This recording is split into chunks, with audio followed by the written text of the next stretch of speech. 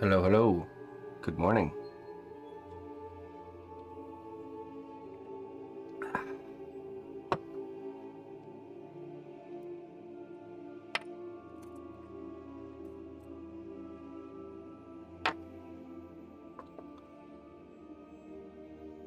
Hey, what's up, Arc Knight? Pita. Hello, Pita. And Hexy. Clary. Hello, Clary. Mr. Corn. Today is day number 12. Working on our Howler piece for Loric Games for the launch of their new game, Echoes of Elysium. So huge shout out to them for making this piece happen. Today will hopefully be our last day of sculpting this piece, and yeah, I'm confident in that. But tomorrow we'll be heading into the painting side of production. But today's mission is to complete the texturing of the fur and do any kind of little final touches.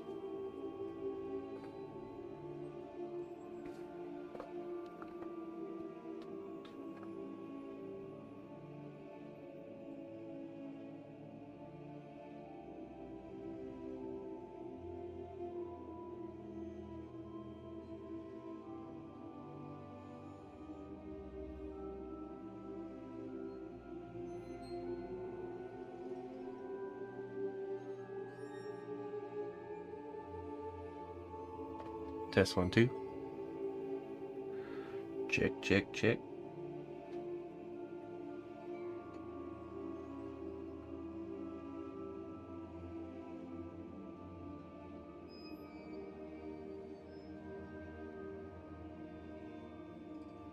Yeah, sorry. Just had to mess up the mic for a second. Okay, should be good. What's up, Bald Metal? Good morning. Barlow, hello. Clayton. Witcham.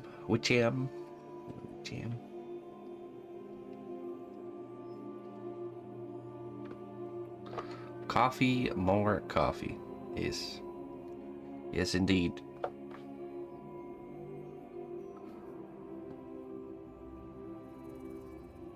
Little helpful tip for staying a little bit on the feeling well side of the fence this cold and flu season. Sprinkle a little bit of cinnamon in your coffee. Cinnamon, we don't realize it, but it's extremely powerful at fighting off fungus, bacteria, and viruses. Good stuff.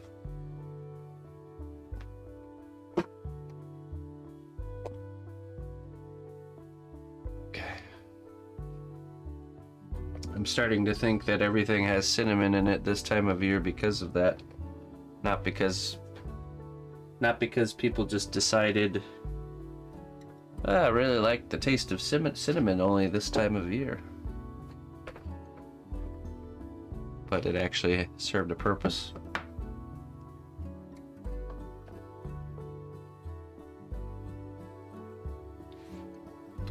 Is that real cinnamon or cassia bark? What do you mean?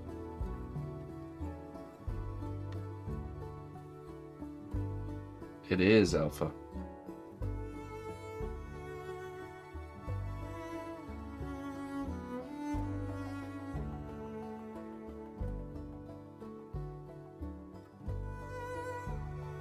I might just do that. Yeah, dust off the old cinnamon in the spice cabinet that's been sitting back there for years. Their coffee, put it to use.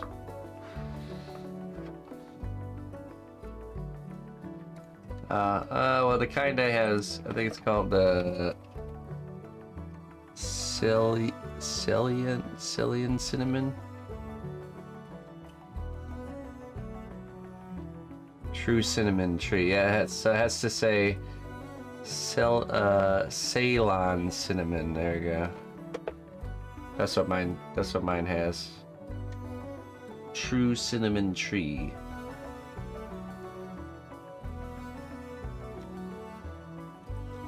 So yes, to answer your question.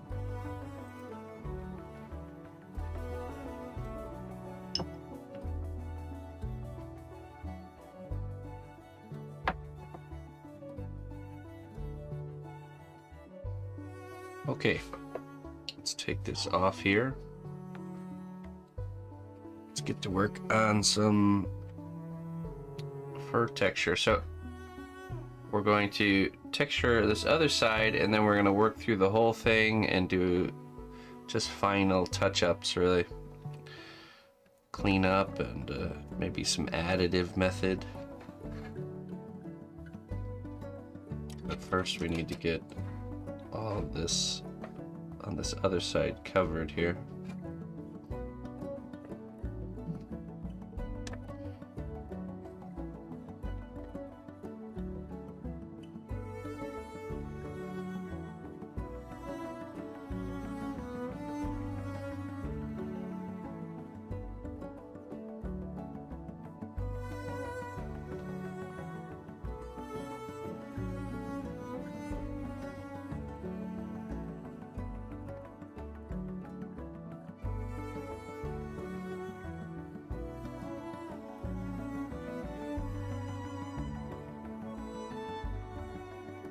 Hello, Looper.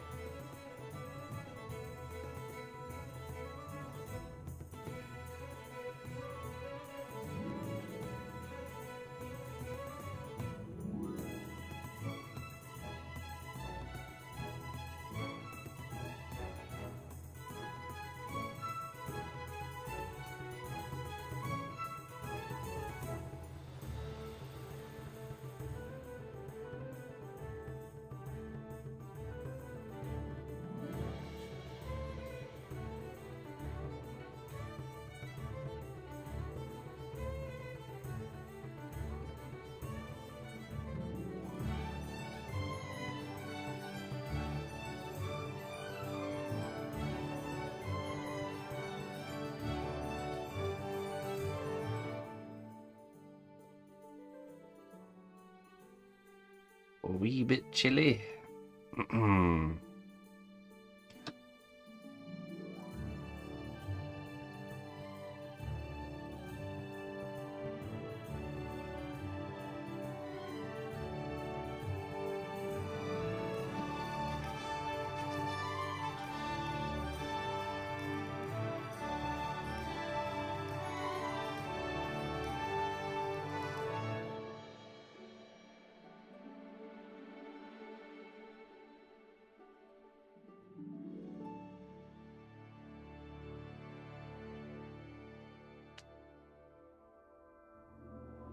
Ah, it's good.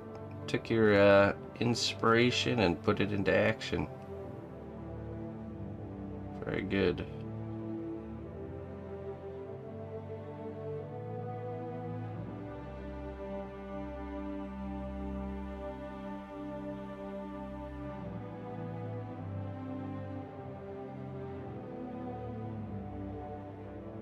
Good morning, Colleen.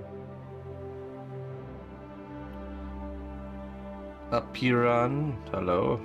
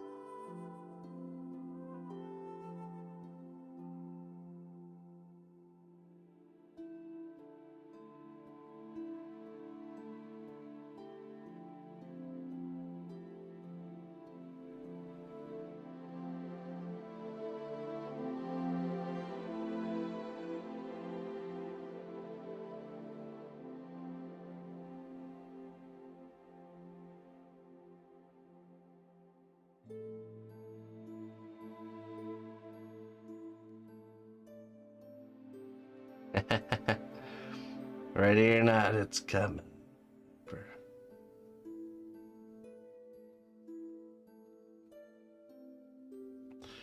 You couldn't possibly be ready for it, but it's coming.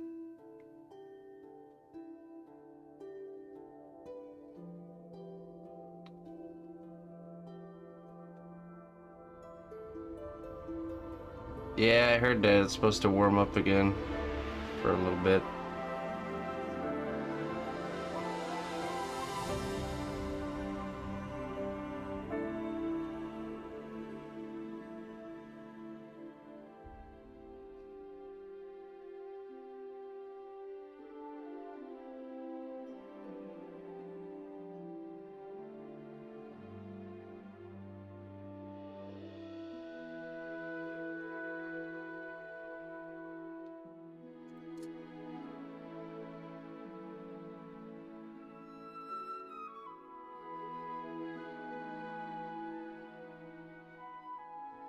Hello, gravity.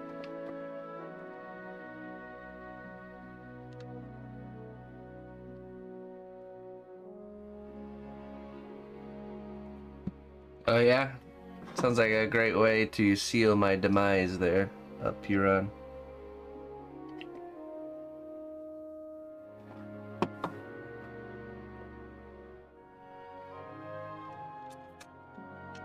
Good old deck bath, huh? Classic.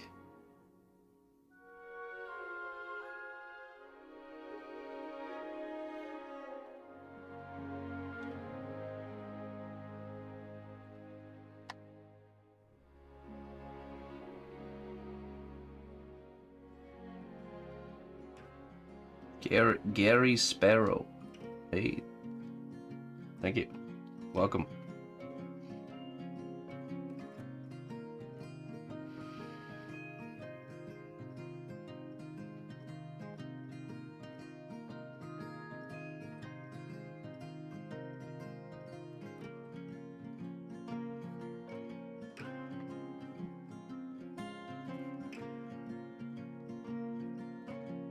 Yeah, right.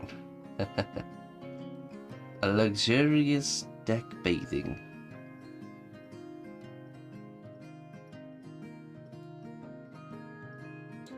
Spacious. A spacious, luxurious deck bath.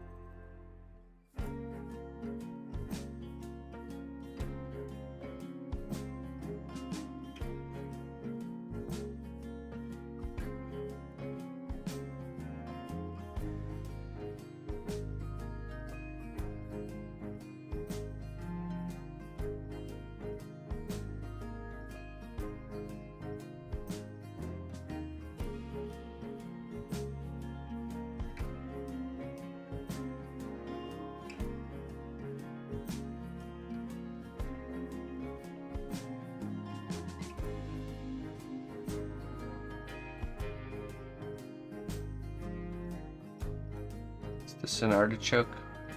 Yeah.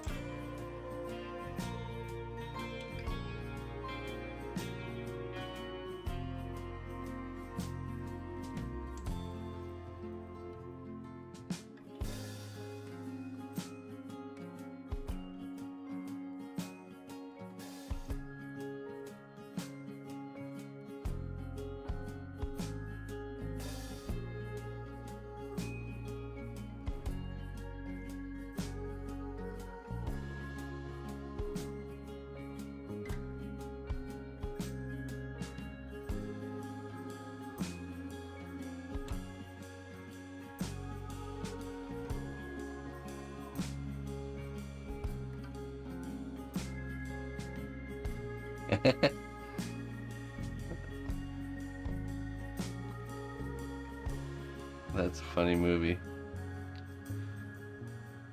Me and all the neighborhood kids when we were little did like a reenactment play of the Little Rascals film.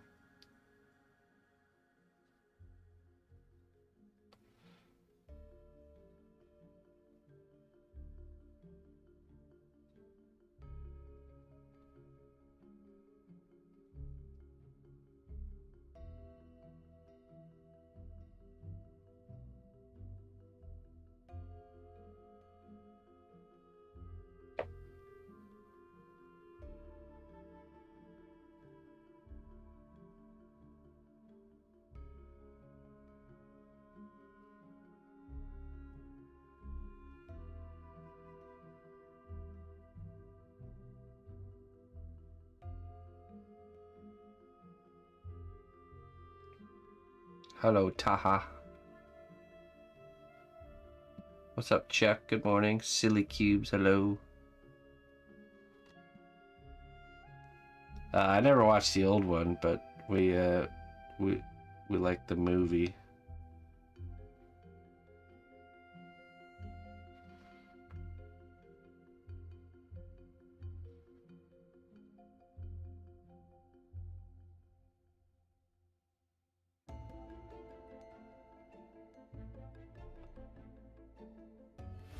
Good day, dear friend.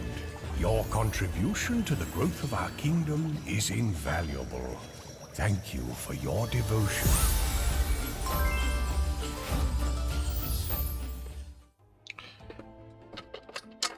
Oh, Steezy. Hey, thank you for the 35 months, my friend.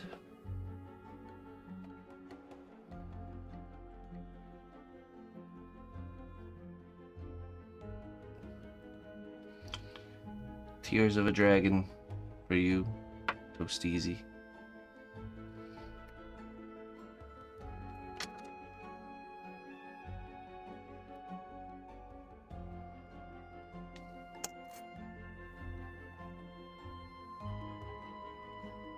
May you find the courage to slay the dragons in your life and emerge victorious on the other side. Wisdom's trying to tell you something there, Toasteezy. Tears of a Dragon combined with that message. Slay your dragons, Toasteezy.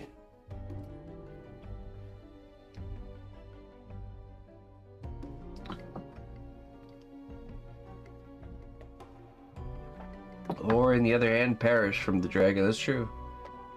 Either overcome and slay the dragon, or you perish to the dragon.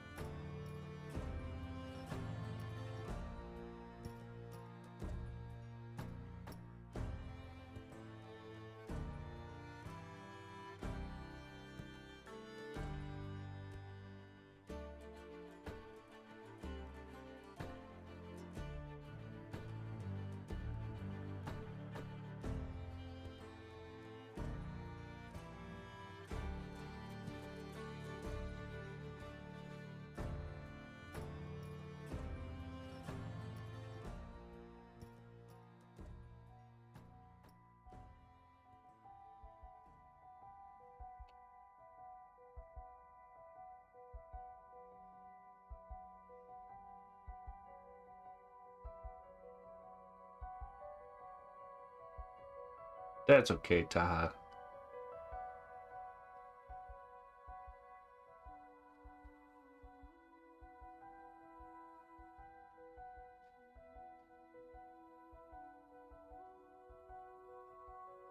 Good enough.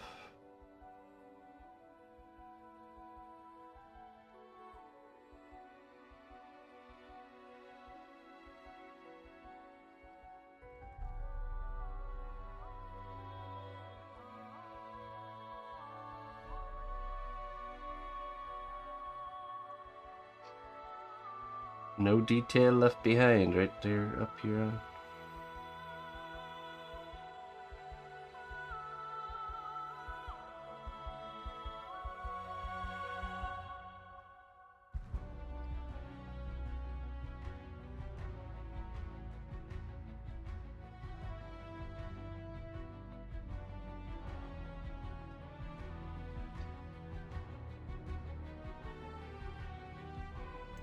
It's the new needler gun for Halo.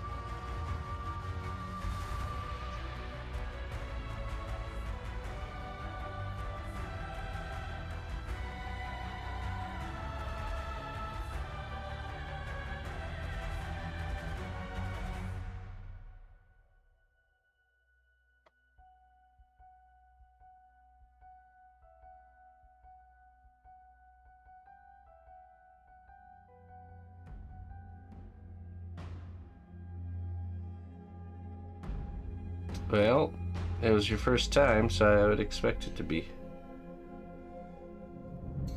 challenging, hopefully, right? Cool. Broadening your horizons. It's a good thing.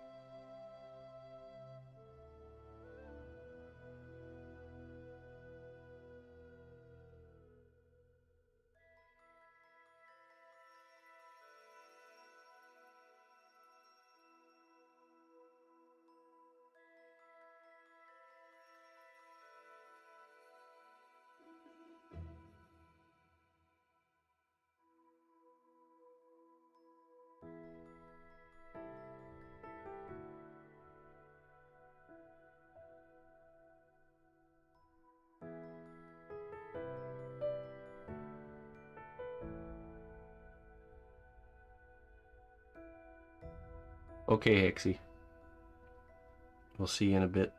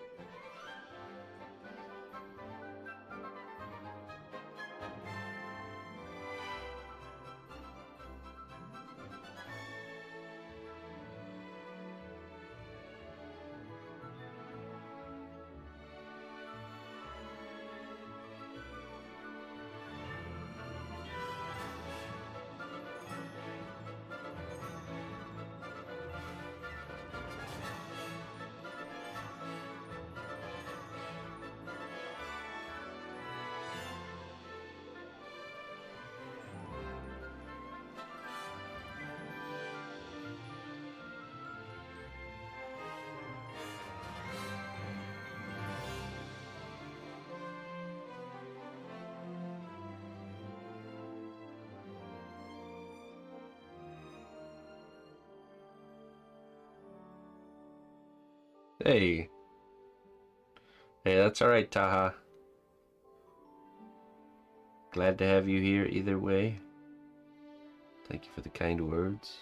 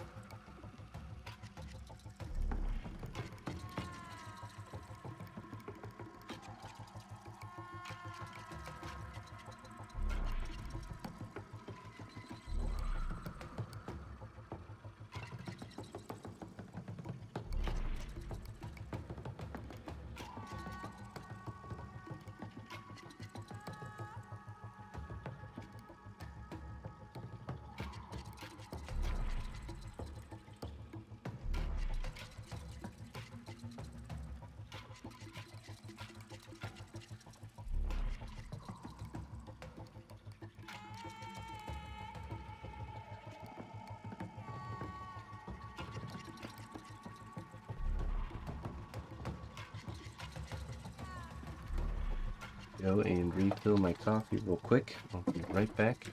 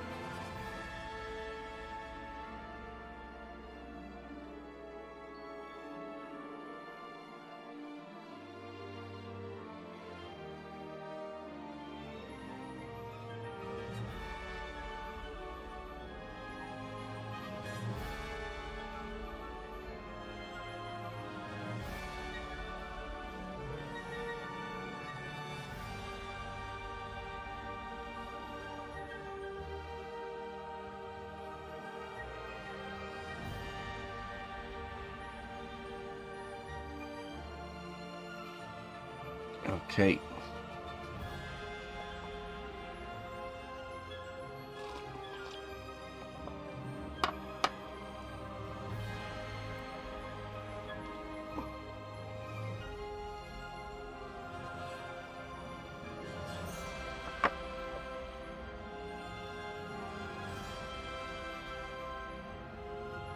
So first step is we're adding these lines pretty uniformly. And then once we have the uniform lines Hail, down, noble ally. Please accept these treasures as a gift for your unwavering service to the kingdom.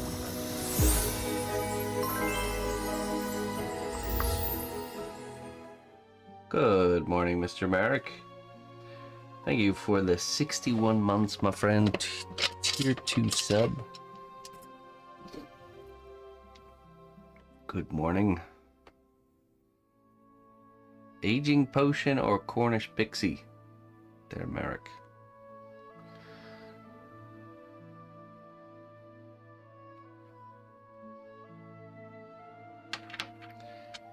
Aging potion or Cornish pixie? Cornish pixie. All right.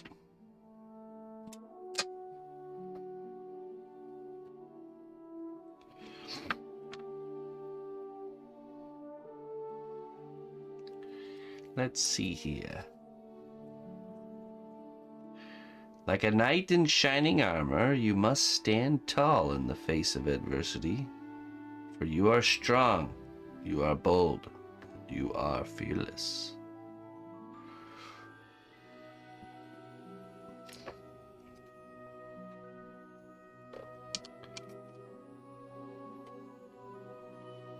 At least you try to be.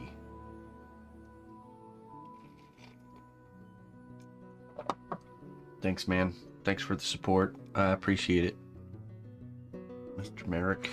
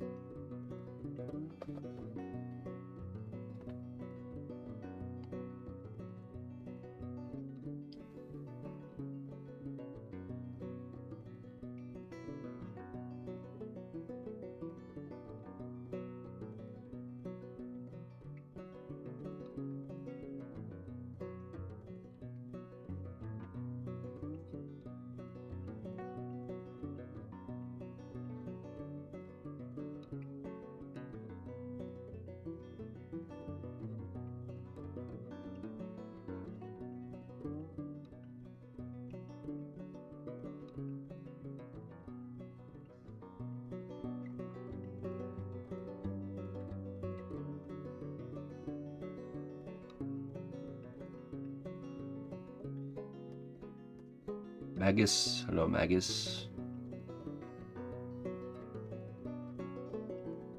Good morning.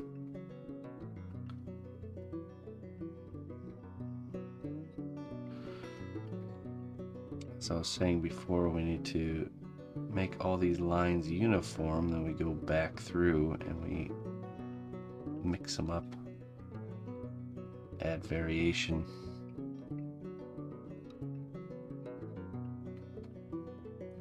A minstrel keeps following me around singing about brave Sir Robin. I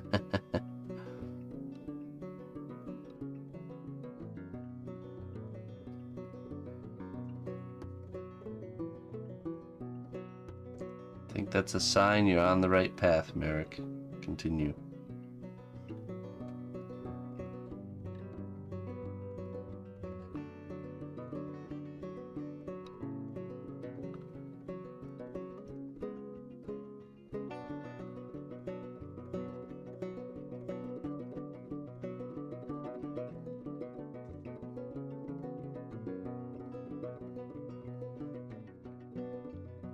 Good morning, Sarah and Mr. Bandito. Good morning.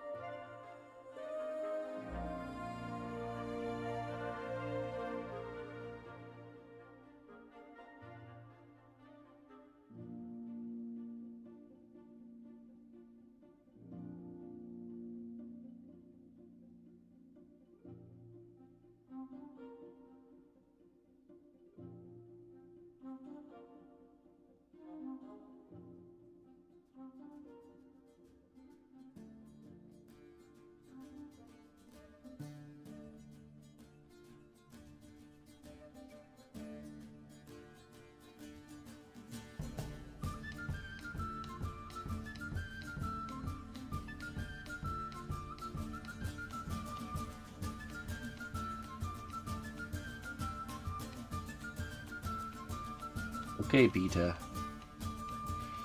Thanks for opening the shop. Catch you later.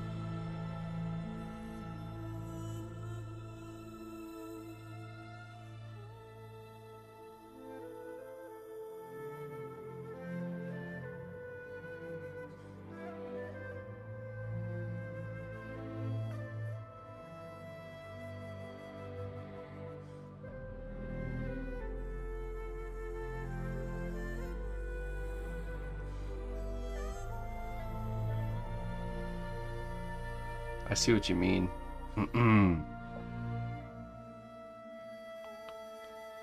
Yeah, when you can really slow it down, and also I'm being very, it's almost like, you know how when somebody's working on a wood lathe and how they're holding the lathe but it's up against the brace and it's like very controlled? It's almost like my tool hand is like that, and I'm more of like churning the whole thing kind of thing, you know, very slowly, as opposed to, you know, floating arm making a mark kind of thing, you know, trying to go really slow like this. So I think that makes the big difference. So like, say I got my elbow on the elbow rest, I'm holding this into position, and then I'm just holding the tool straight and I'm turning the whole thing.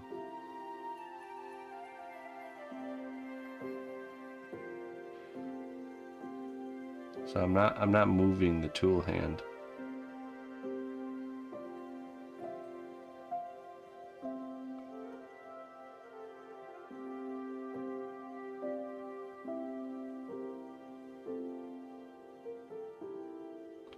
I think that's where the difference is.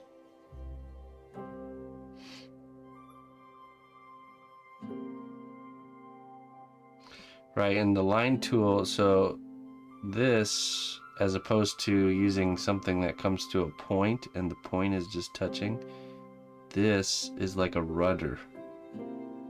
You know, it acts as a rudder. Or like a plow. Where it kind of keeps itself by having that longer, flatter edge. Kind of keeps itself stabilized and smooth.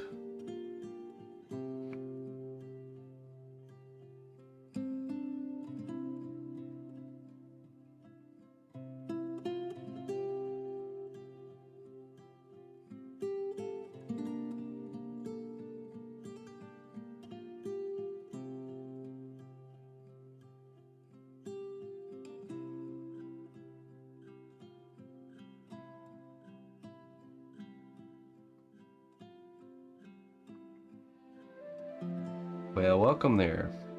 Welcome.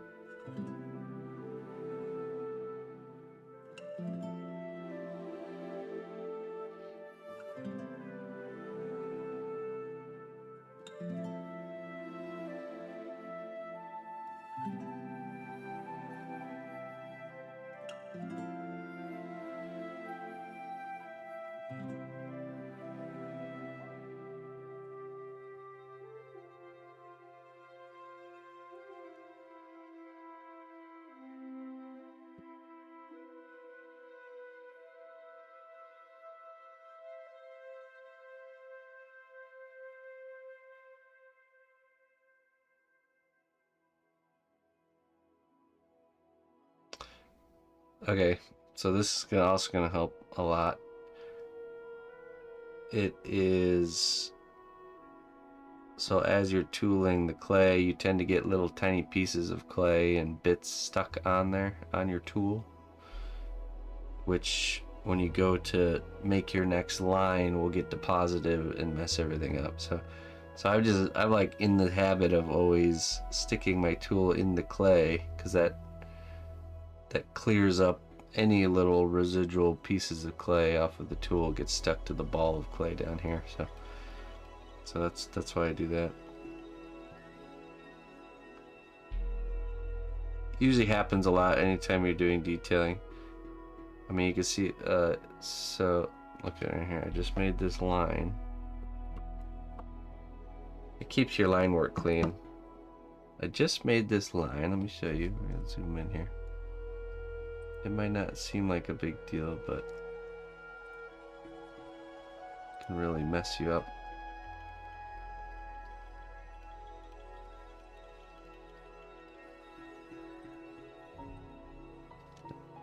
Let me show you.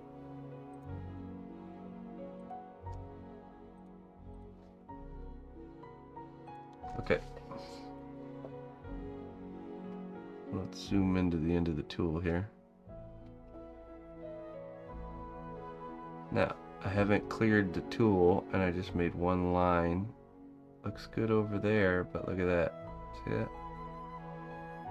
Little deposited clay, little smidge. Now when I go to make the next line, that'll stick on there and mess everything up.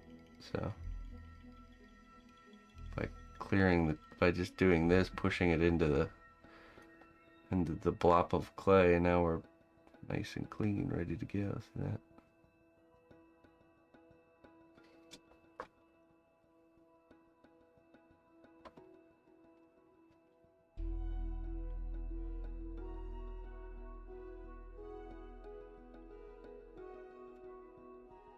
You ever tried playing games you make your sculptures from?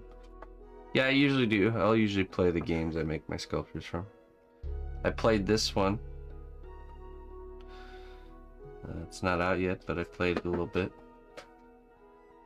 And, yeah. I look for reference and, you know, inspiration.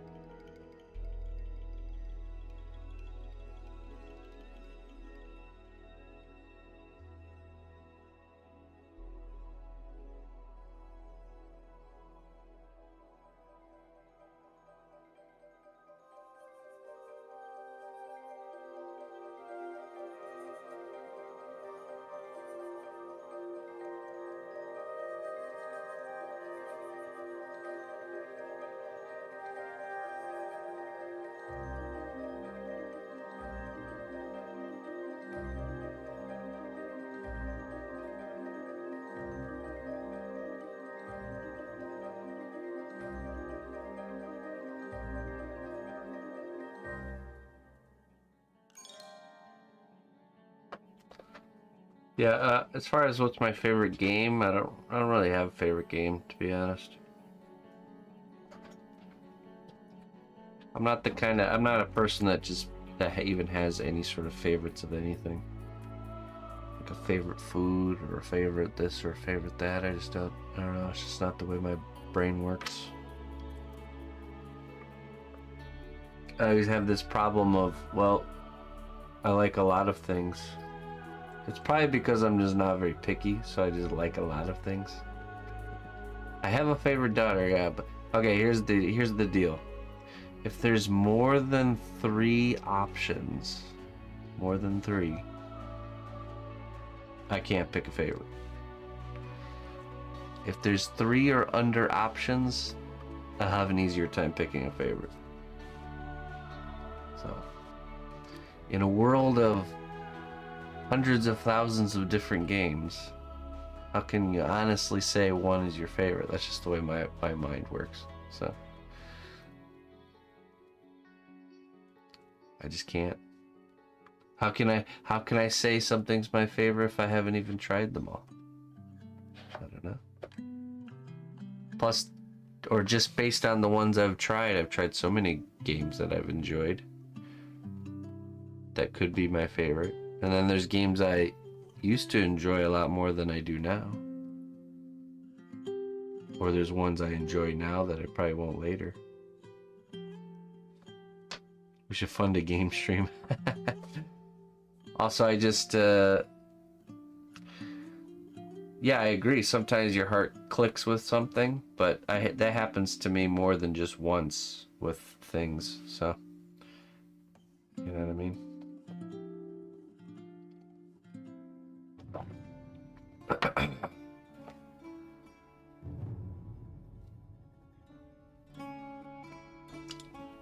Right.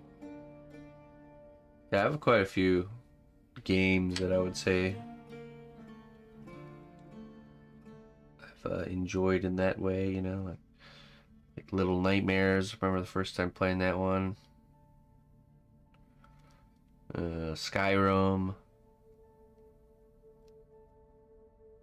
Yeah, there's a bunch of them. Just can't recall them all on the spot. This is the Tyranid sketch or some next level compositions. Yeah, we're really pushing the bar on that. One step at a time, Clayton.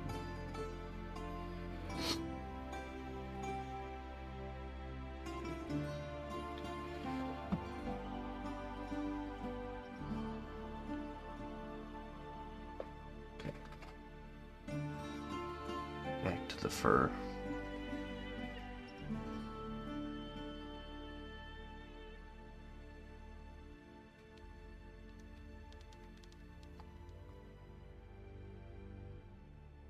I use Cos clay.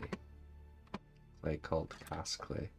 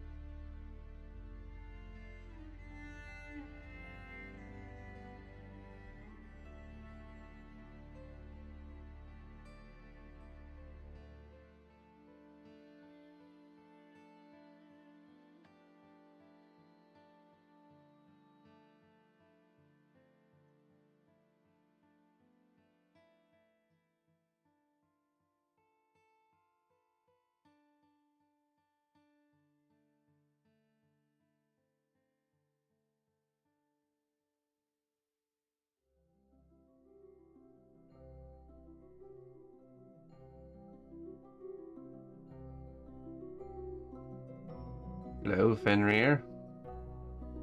Hello, East Side.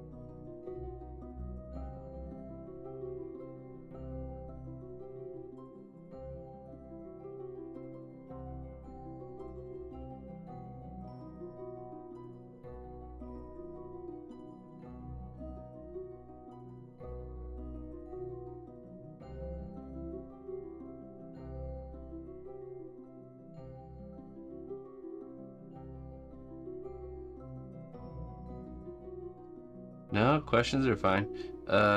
yes, so you bake it. These parts are already baked that I'm handling. And yes, we will be painting. This piece will probably be starting the paint job tomorrow, so if you tune in tomorrow, we'll be beginning the painting process.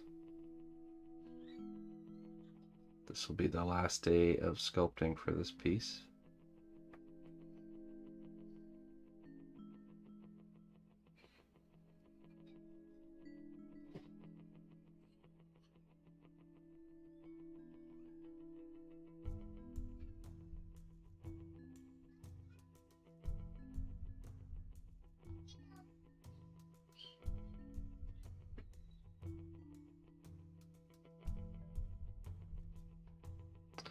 Hey, Fenrir.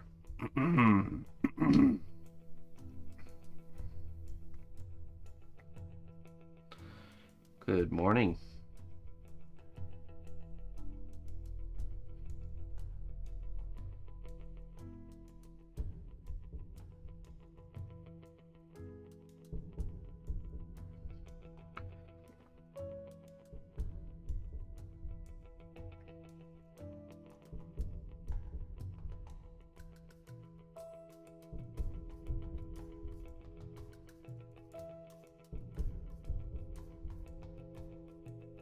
Yeah, no, for sure.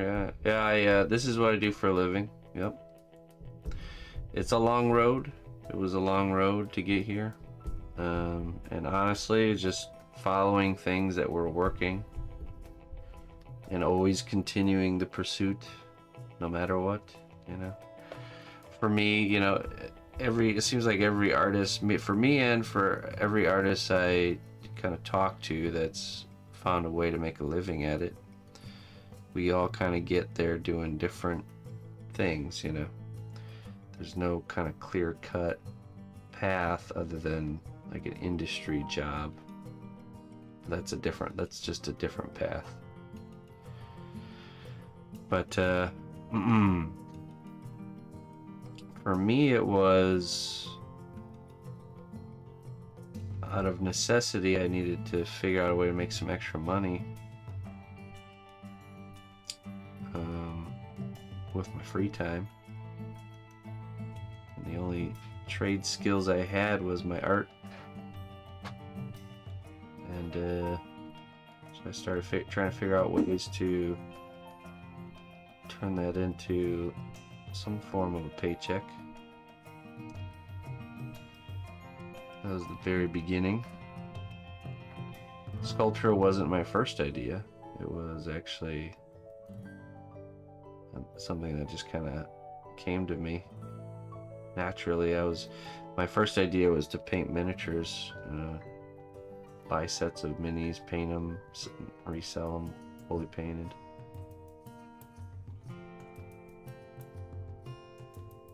Nothing like super crazy or fancy, but you know, just a little bit of extra coin here and there. But I ended up sculpting a game character because I wanted to, for fun, and decided one day to try and sell that piece that I ended up making, and it sold and did really well, and that was kind of my, yeah, you just try things, and then when something works, you just do it again. So that's what I did. I created another character from, the game was StarCraft. $50 for the first piece I sold, is right. And then made another StarCraft character and sold that one, and just kind of created a niche, you know. And then I was doing that probably just on the side for like a couple of years, and that builds you a body of work and gets your name out there a little bit. And then people started to commission me. They started to request specific things. That's when I started getting into doing commission work.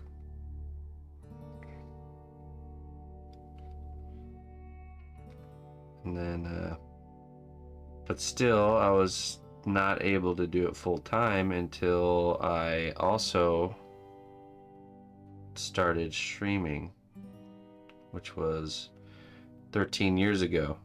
And the Twitch streaming space was really new back then, so I was able to grow really quickly because I was the first one to do anything creative on Twitch,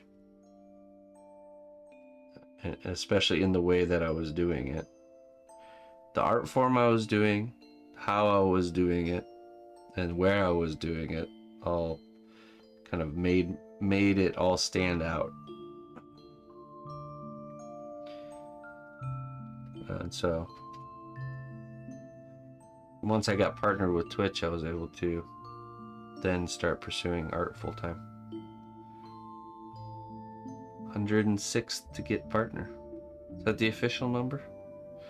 Something like that. Yeah, I didn't realize I was so early on Twitch. But you know, you always assume when you join something that it's been going for a while before you got there, kind of thing.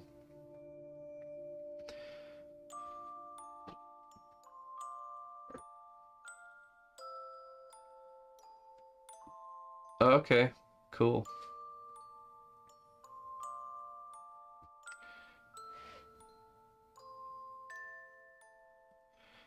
Well, see, that's the thing. That's the thing. You got to do whatever the next thing is, right? You can't do I mean, it's not the same. It's not going to be the same. So a little extra coin for you. Hey, outsider. Thank you for the coin. I appreciate that.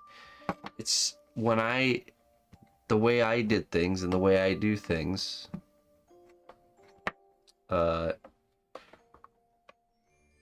it's not going to be the same. Like the rate at which the Twitch channel grew, getting partnership, all that stuff, it's not the same nowadays, because nowadays it's a very well established industry, if you will. So it's harder to kind of break into it. It takes longer. Not saying you can't do that. I think it's beneficial to stream your process, even if it doesn't become the key to getting you to the point where you can do it full time. It'll at least help you stay consistent with your artwork, because if you have to be on stream, even if there's one person that's showing up to your stream, that's giving you accountability now. All of a sudden you feel something else pulling you to do your artwork consistently in a certain time, other than your own just free will, because we're all bad at controlling ourselves when it comes to just free will decisions, right? So we just kind of let the wind blow us around. So any sort of situation you could put yourself in that makes you more likely to do, because that's the ultimate. Here's the ultimate. If you want to become a full-time artist eventually, possibly, the number one focus has to be the growing of your skill. Because I really believe if you can grow your skill to a certain point, wherever that line is, but if you can grow your skill to that, wherever that line is, that kind of the success, money, and income and all that stuff will come after you've gotten past that point, you know what I mean? But you have to get to that point, wherever that, like I said, wherever that line is. I think if you have the skills, then it's just a matter of time before something starts happening, that you start generating some form of income from your artwork. So I don't know where that line, but the fact is the focus should be on always growing the skills, because the other stuff kind of just comes as like almost like a side effect, you know. And then, of course, figuring out ways to get yourself out there so the world can see your work and want to support it, right? So, and then for everyone, that's a little bit different, so.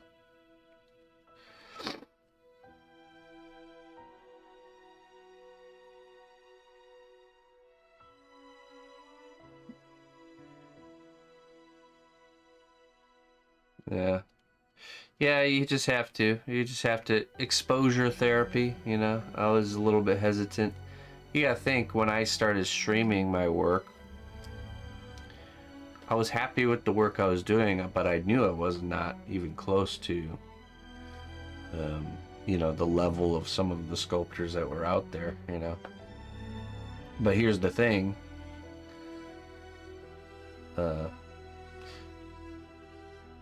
Like the industry professional sculptors that are already refined and already got something going for them are going to be less likely to do something like live stream their process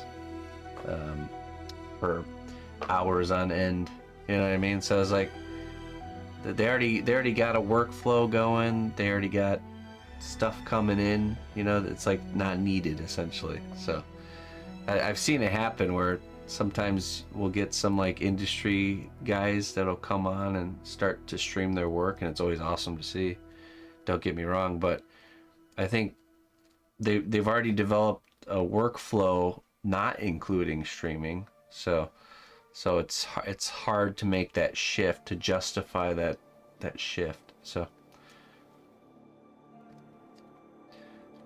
that's where somebody that's new can step in and say, you know, for me, like personally, streaming almost from the beginning has been part of my workflow. So now it's just natural for me to be streaming my work, but that's not normal typically, you know. That's just something that I've pushed myself into initially, and now it's just an automatic part of the process. So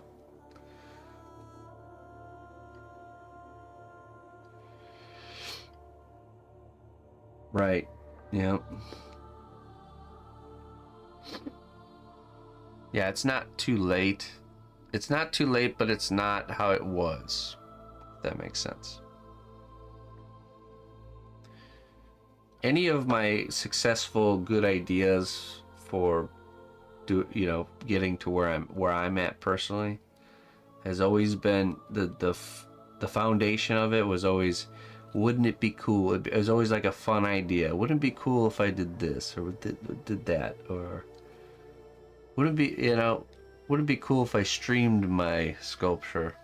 And then I just did it. You know, just kind of taking action on those ideas. So those ideas will come to you. You just gotta kind of get in there and start doing your thing, and and you're almost like an explorer. Keep working on your projects, keep exploring, trying to find what works. When you find something that works, continue to do it. You know, don't get distracted and go off and do something else, you know.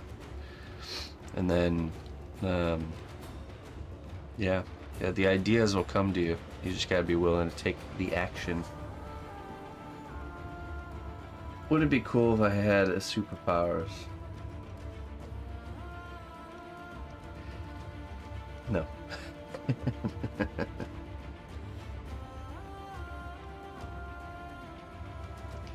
That's not an idea you can take action on, okay?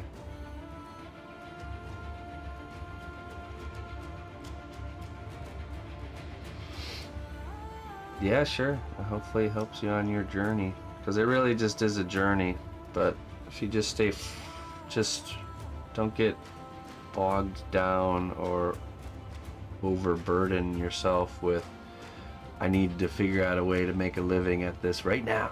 You know, it's like, trust me when I say that's not how it works. You just have to kind of get on the road. Let's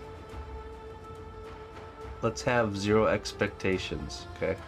Just say, you know what, I'm gonna push my craft as far as I can push it. one step at a time, you know, one project at a time. I'm gonna try and just grow and get better and better.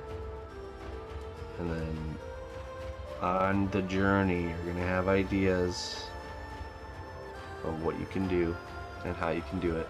And you just need to take action on those. Sometimes those ideas will work out great, and sometimes they won't. And that's okay.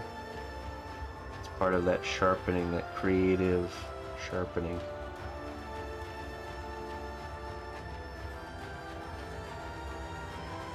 There's so many lessons and things to learn along the way. It has to happen slow.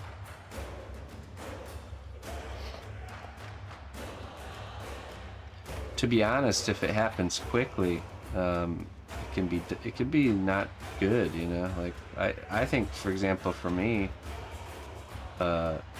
starting the Twitch stream and things kind of blowing up really fast back in the day, I just wasn't as well of a put together person back then, so it completely flopped, almost entirely. It was just completely overwhelming, you know. I didn't have the structure I have now, or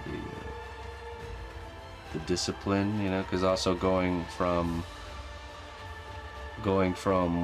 always working for somebody to all of a sudden working for yourself requires a mental shift. You know, you have to really shift the way you think about work, and a growth of discipline is definitely required. So it's really is a journey with many lessons, my friends.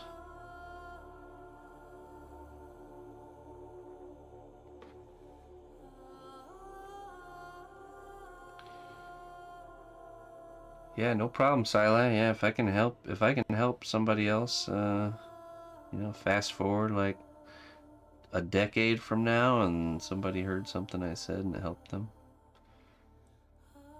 there we go. Mission accomplished. All anybody can do is share their own personal experience and journey, and it's good to hear from not just one person, you know, like hearing multiple people's story, multiple artists and stuff like that, and there'll be like little nuggets, little pieces you'll gather that will help you create your own unique story. And you'll start to see little similarities between people's stories too, and it's really good to hone into those things and say, okay, maybe there's something universal going on here that I need to pay attention to, right?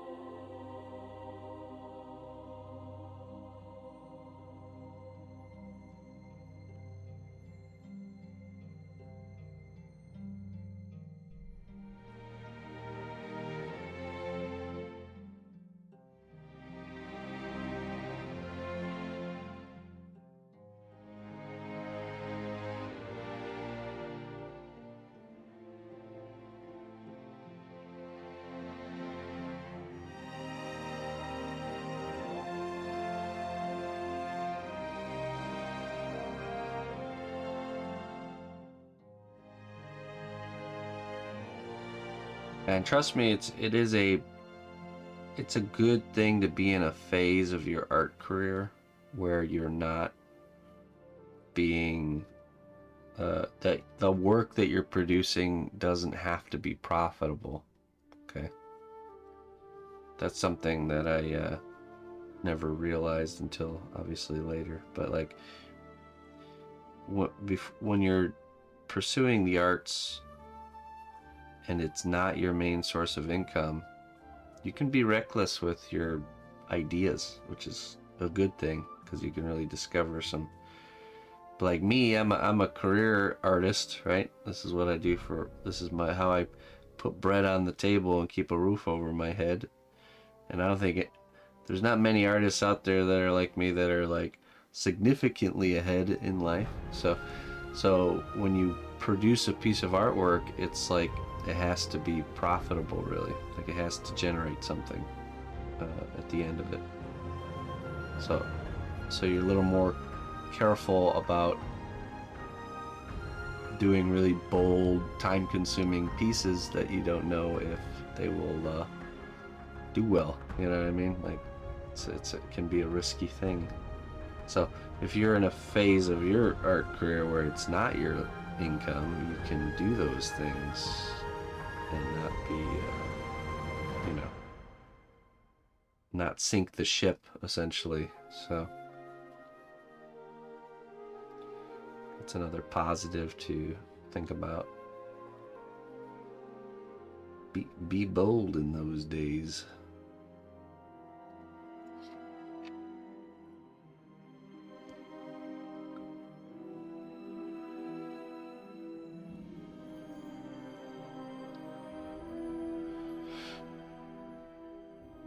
Right, and I will say too, the more skilled at a craft that you get, the more passion you have for it, the more you want to do it, because you can see yourself doing well at it, and that's always a nice feeling to be doing something well.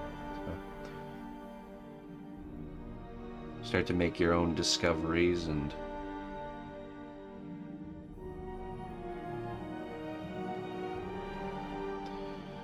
I do a sculptural sketch, so it's a like one of these right up here, a little three-dimensional. It's like a quick sculpture, essentially. That all helps me plan things and helps me show the client what I'm thinking about doing. Make sure we're on the same page. So happens to the best of us, that's right.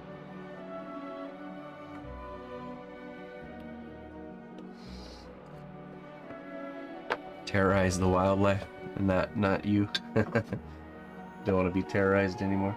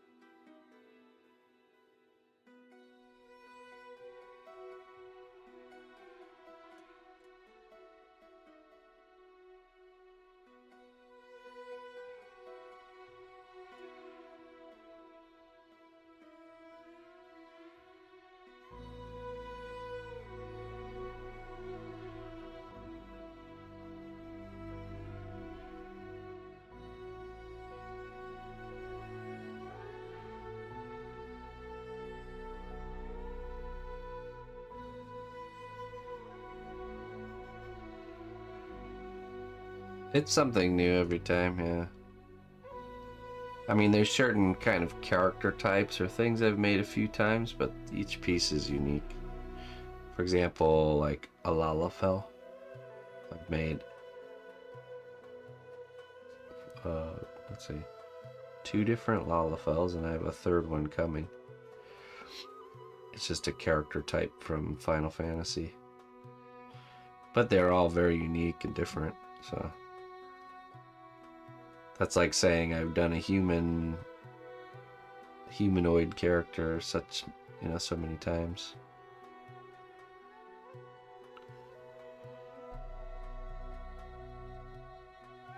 Okay, I'm not sure if I've done... I used to do that more, where I'd do like almost the exact character, but even then, it's all handmade, so everything's different. The pose, the way you render the detail, it's all different. You can never have enough orcs.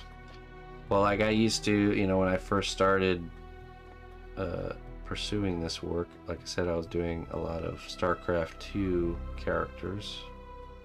And, you know, I probably made a Zergling, you know, 5 to 6 different times. But each time was like a little bit... It was so early in my career that each Zergling I did got like miles better than the one before, so... You know, because you learn things along the way and you apply it to the next time.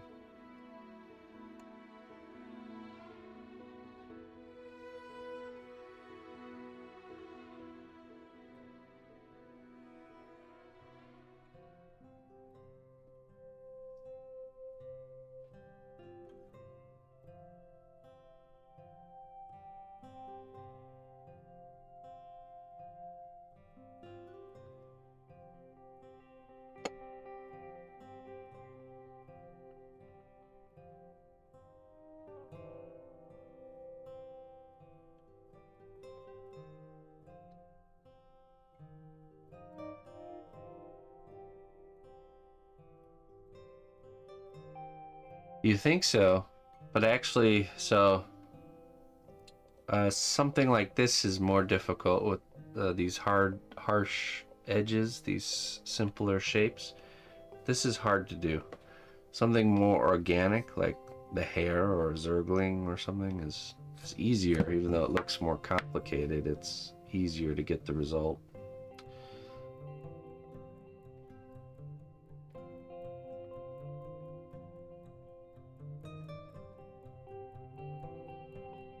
The less symmetrical something is and the more organic it is, the easier it is.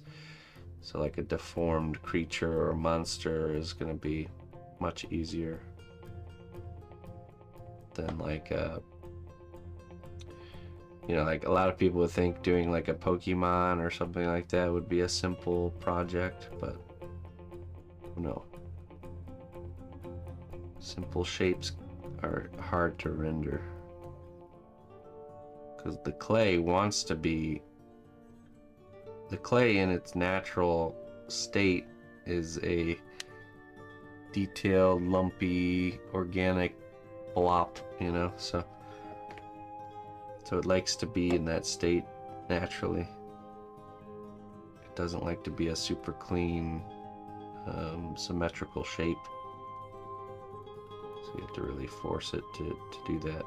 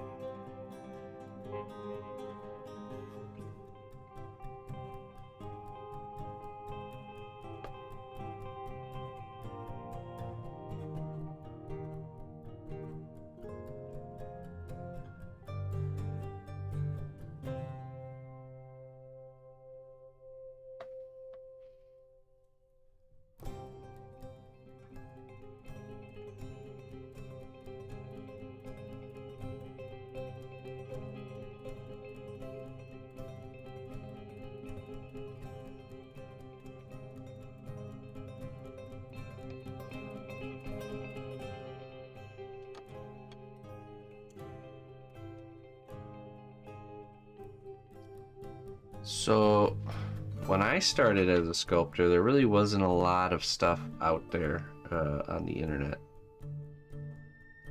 At least nothing really easy to find. There was this forum that I had discovered called conceptart.org, and there was a sculpting forum in that on that website. And in this sculpting forum was like a bunch of like industry guys posting stuff.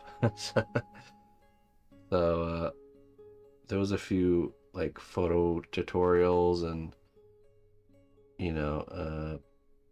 just reading comments and looking at finished work and kind of analyzing what's happening. That was a good place for a while. Something happened with the site where it like went down for like a month, and then all of a sudden like everyone just scattered like flies. Everyone disappeared. But I remember that. I remember in my early days that was a good resource.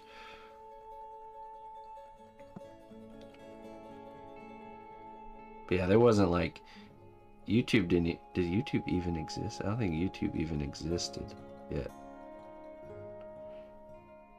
So there wasn't like videos and streamers and all that stuff like there is now. It was like back alley, shady forums. That was the place.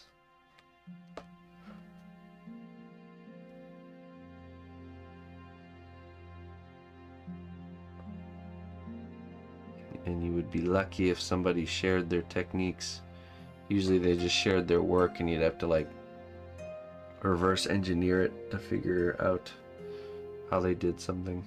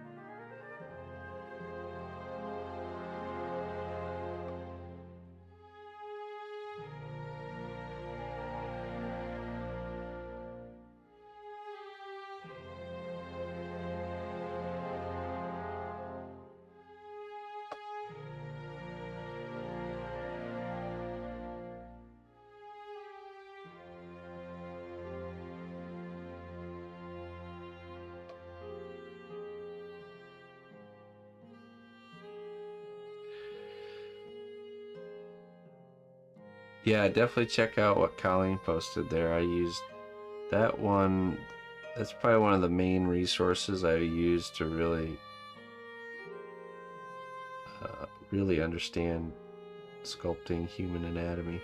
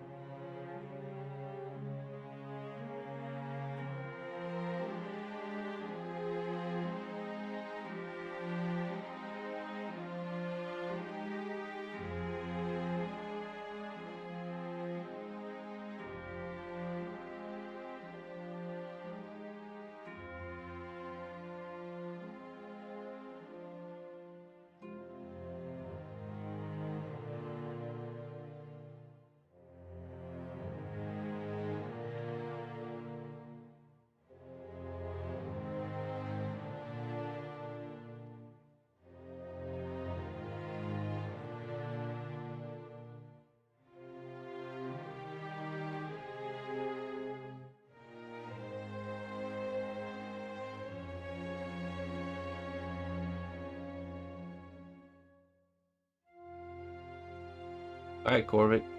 Have a good meeting, my friend.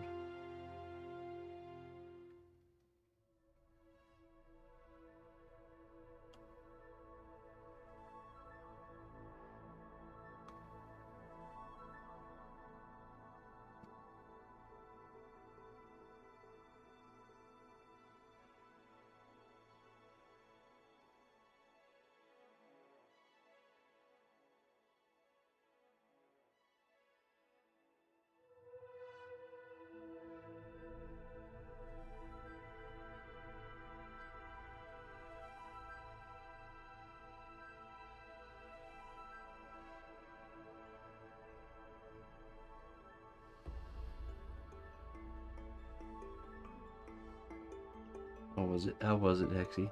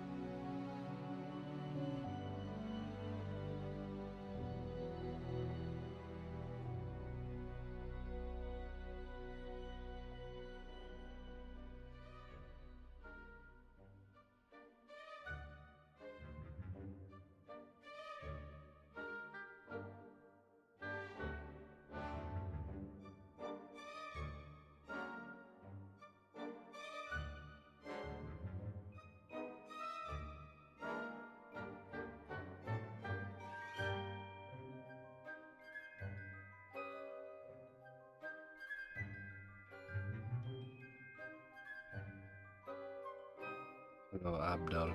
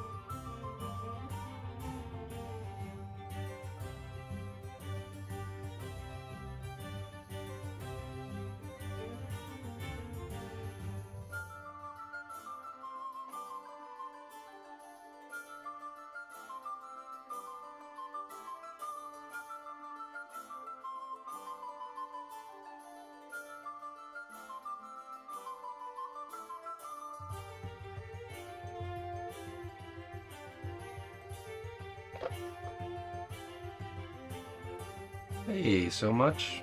Well, welcome. Thank you so much. You want to see it all put together here?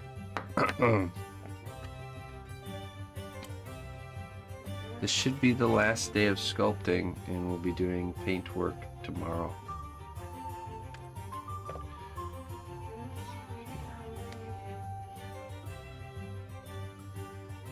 Good opportunity to make sure this still goes in place.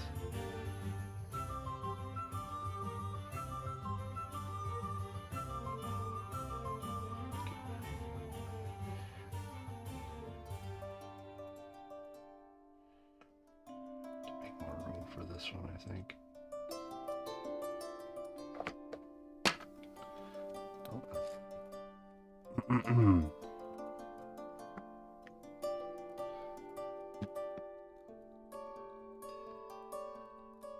Yeah.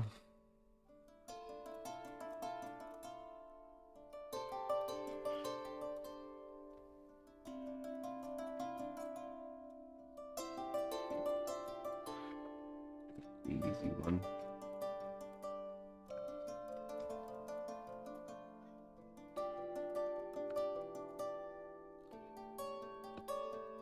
There we go. Perfect. That's where we're at.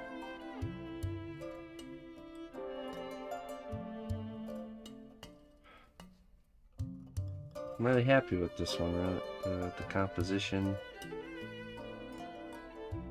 the explosion effect. I think once we airbrush that, it's gonna look really cool.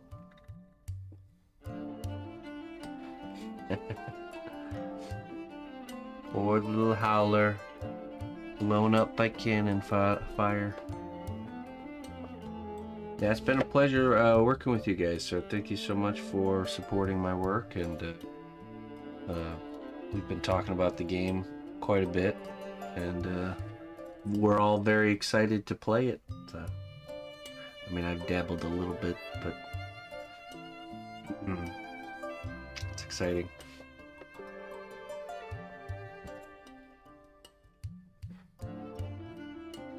So tomorrow we'll be finishing the fur today.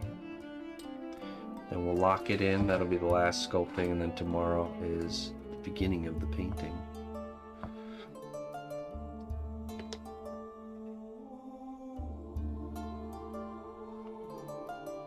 Okay, this is the side we need to make it fit better.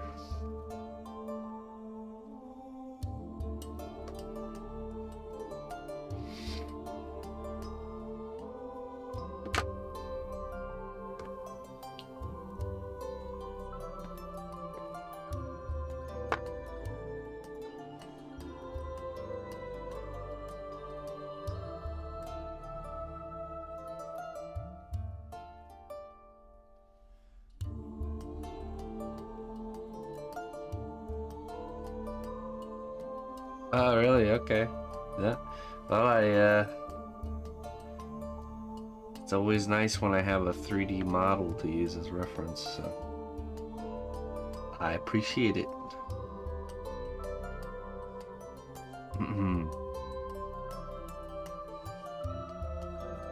There's only a few. I mean, yeah, I was just pretty much just getting the same shape language that you had, and I just added more. Just more of the gritty details, so.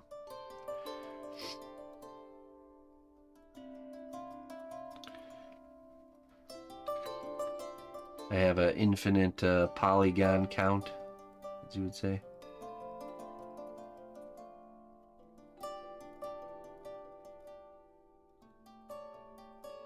Yeah.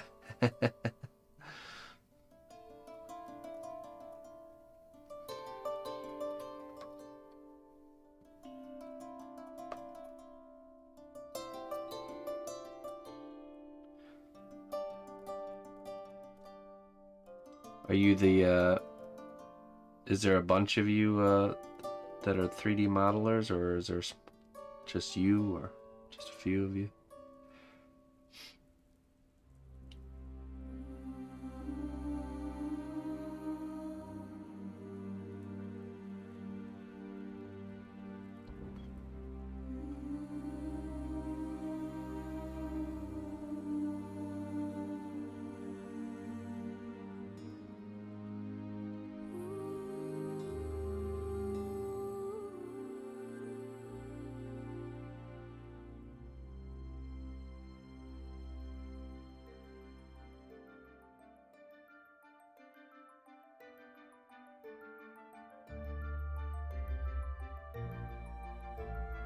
And in case anybody's new coming in here, make sure you guys type in !echo and go check out Echoes of Elysium.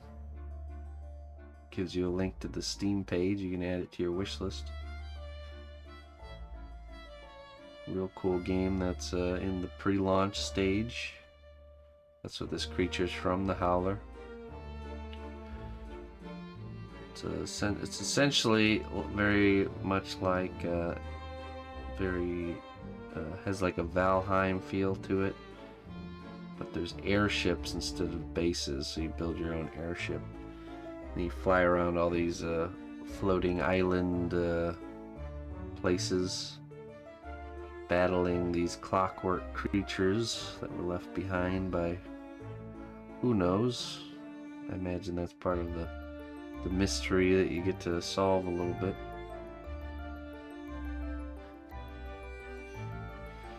You're the lead character artist, and we have a couple more of us. Everyone has several disciplines. Environmental care. Oh yeah, everyone has to wear many hats, right?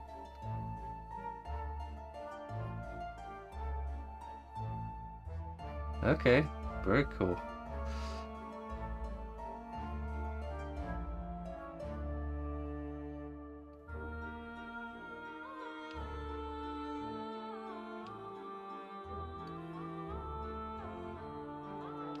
Must be getting exciting to work on something for so long and to see it kind of coming to fruition finally.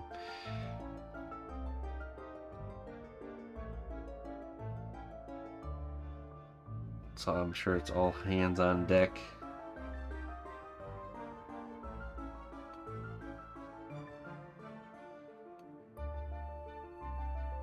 Probably a pretty intense time.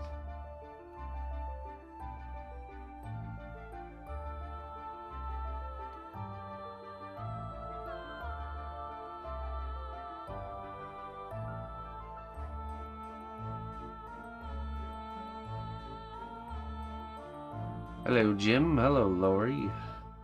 Good day.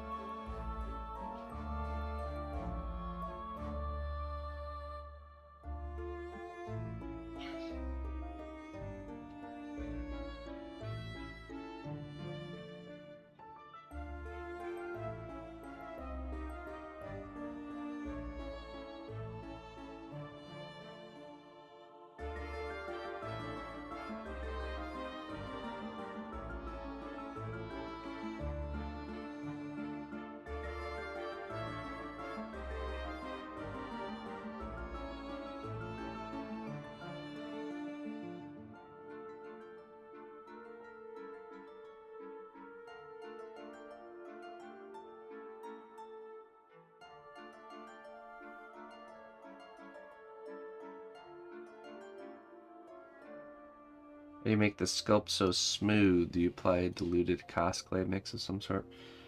I use an isopropyl alcohol and a paintbrush typically.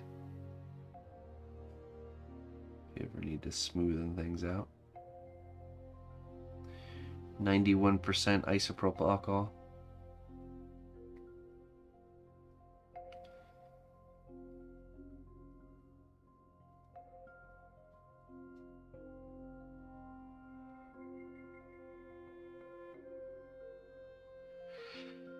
That's awesome. So are you, is this your first game launch, or have you been part of other projects?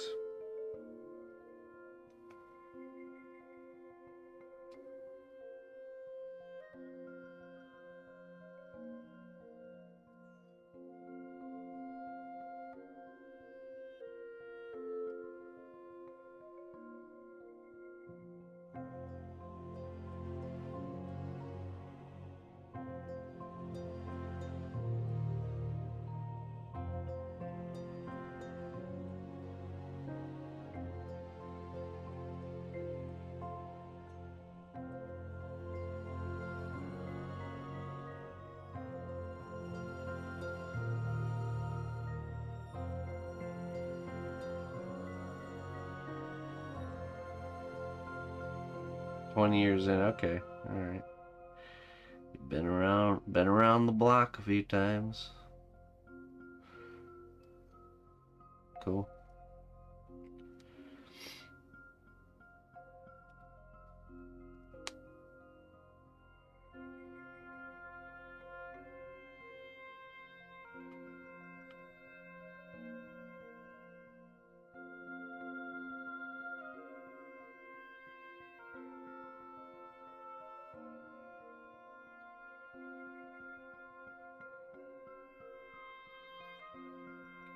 Got a whole decade on me.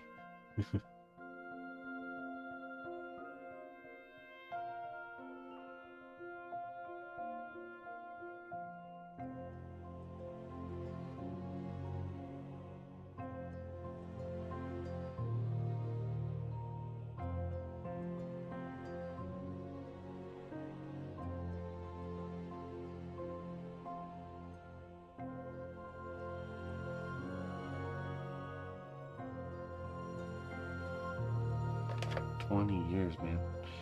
You must have witnessed a lot of industry shifting in your time, I imagine.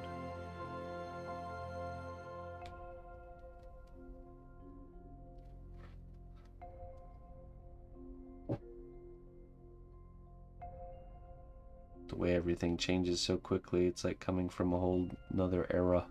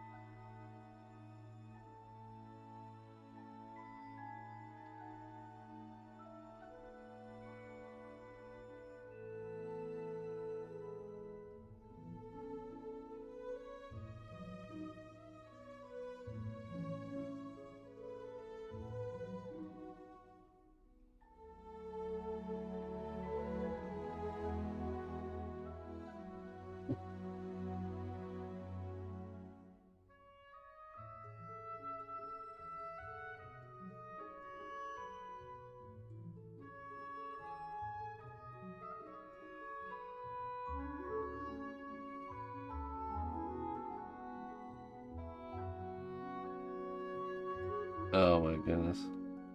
That's funny. 2001, yeah.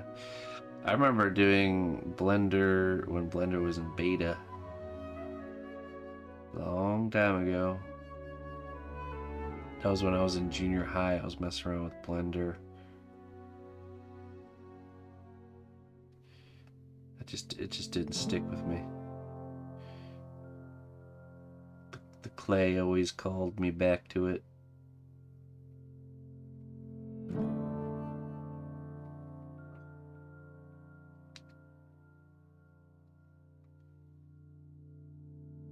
But I got into it pretty heavy back then. Enough to produce some animations and stuff.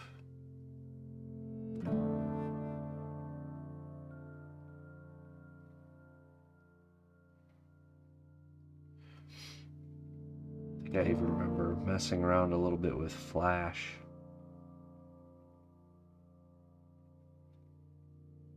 Doing like two-dimensional animation stuff.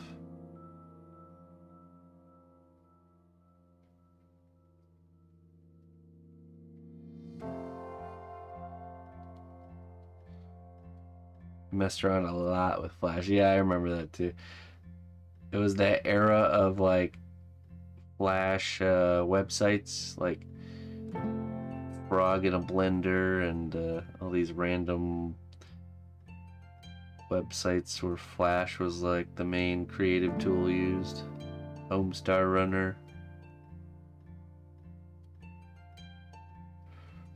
Joe Cartoons, yeah.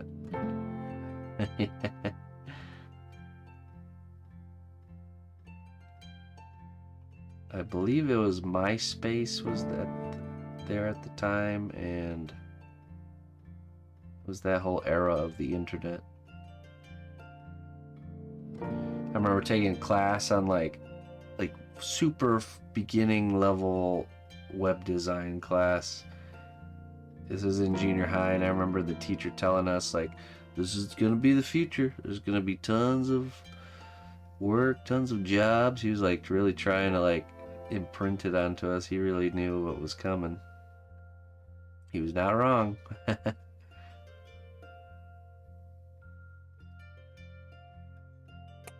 The class he was even teaching was like he had to get like special approval by the, you know, administration to even be able to teach it, because it was so like you know, the internet was still kind of newish and people didn't really know about it, and he was just ahead of the game. So I remember really enjoying that teacher. College humor. Frog in a blender. So I checked out Echoes of Elysium on Steam, and I can't help but notice the sculpture is not an airship. This sculpture is not an airship. No, this sculpture is a creature that you fight in the game. So you'll notice in the intro video, there's these clockwork machines. You'll see some examples of them, but this is one of those clockwork machines you'll encounter. This is from the airship, this big explosion base thing here. So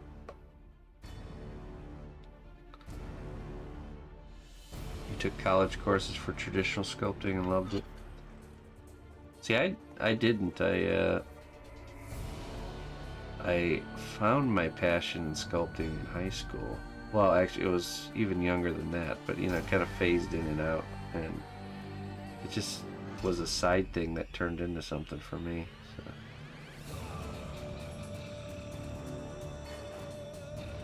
I want a different route.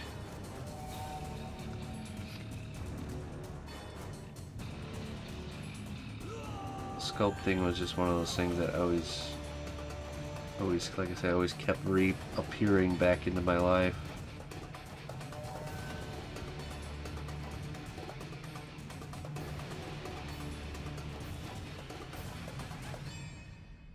Till one day it stuck.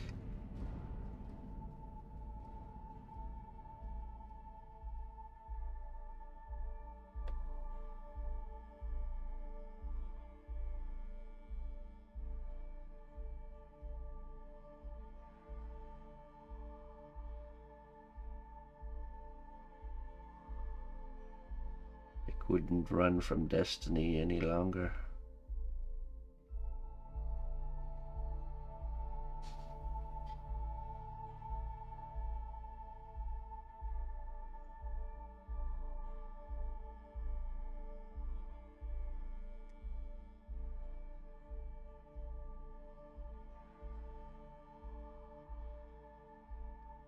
I really wish I still had the old website I designed back then in junior high. That'd be so funny to look at right now.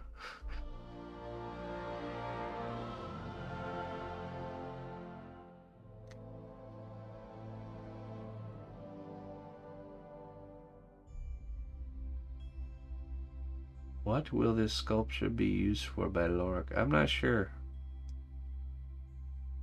Not sure.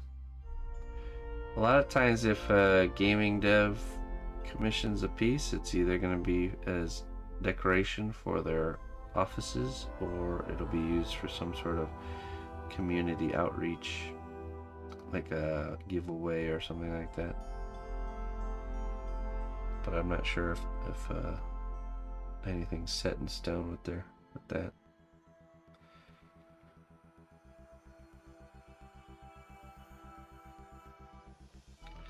Some ashtrays. Yeah.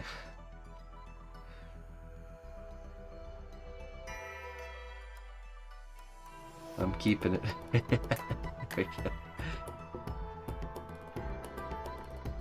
You gotta down talk it. You gotta down talk it and devalue it first, and then you swoop in for the take. You know, I'll just yeah, I'll get rid of it for you if you'd like. I mean, it's probably only gonna last like 30 days, and then it's just gonna fall apart. Trust me, I know how these clays work.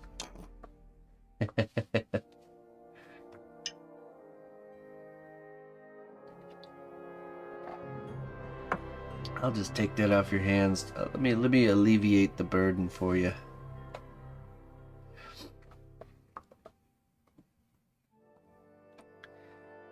This whole thing, oh yeah.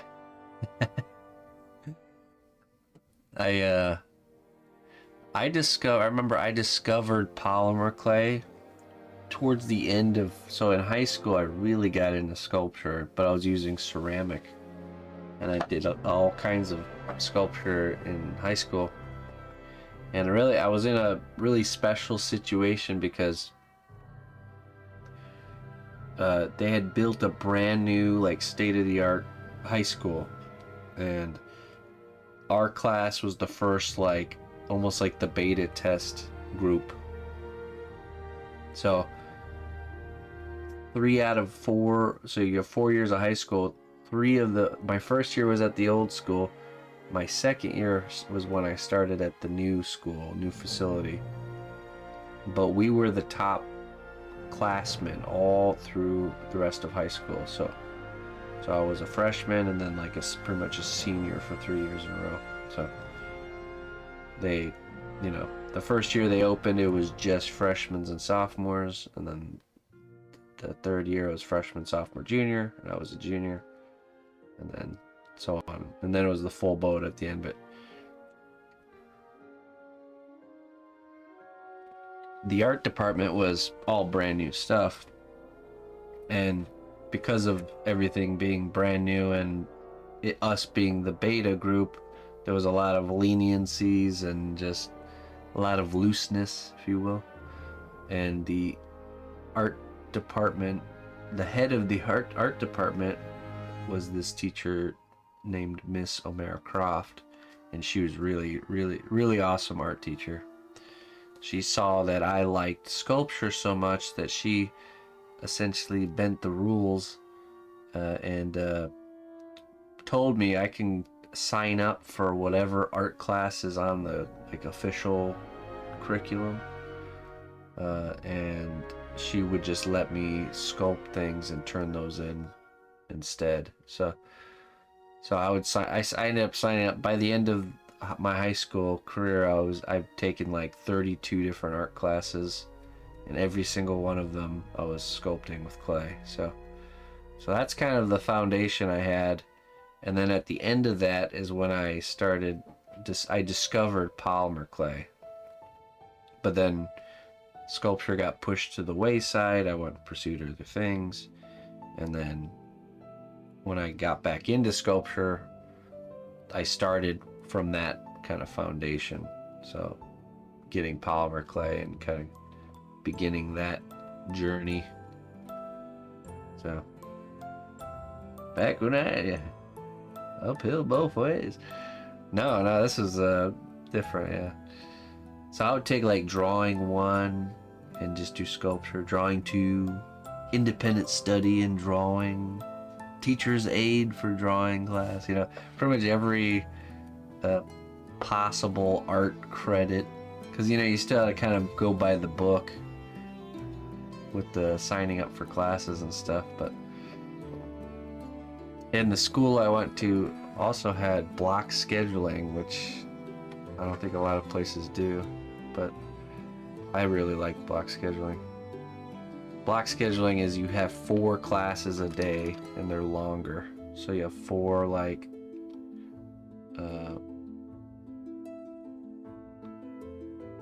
you have 4 really long classes instead of like 6 or 7 small ones. A day and B day, right, exactly. And it was great when you had art class because you'd have a really long time to work on stuff. So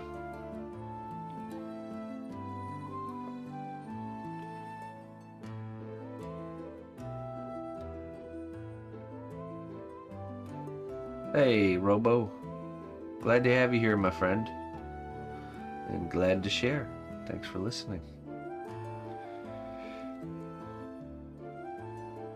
Have you run into any of your teachers since making this your career? No, not really. I don't live where I grew up. And I also, when I graduated high school, I moved to Colorado. I moved away. So I kind of like lost touch with everybody. But I did send that teacher, Miss O'Mara Croft, she was kind of on her deathbed. Even when I had gone to high school, she was fighting cancer. So So even during that time, she already had the cancer and she's already fighting it. So she fought it for a long time. But probably, I don't know, maybe like, I'm trying to think when that was, maybe 4 or 5 years ago. She was kind of at the end of her fight, if you will, and they were asking previous students of her to send video, you know, and so I sent her a video and just explained my journey and told her, you know, how big of a part of that journey she was, and that I'm doing sculpture full time now, and you know, big, she's definitely a huge part in why that was. So yeah, so she's resting in peace now.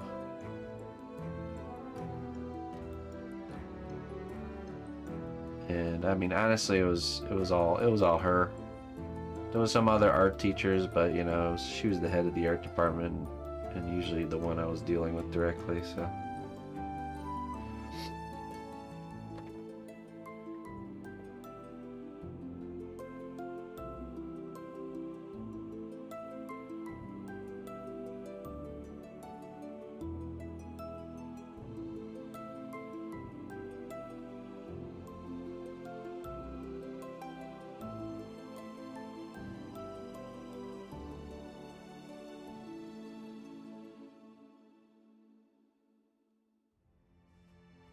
Hey, what's up, Noodle?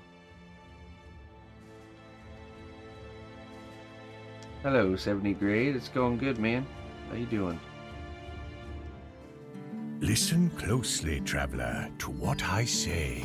Twitch Prime does not even cost a dime. Hey, Noodle. Thanks for the 14 months of support, my friend. Thank you very kindly for sticking with me. Continuing to support my work.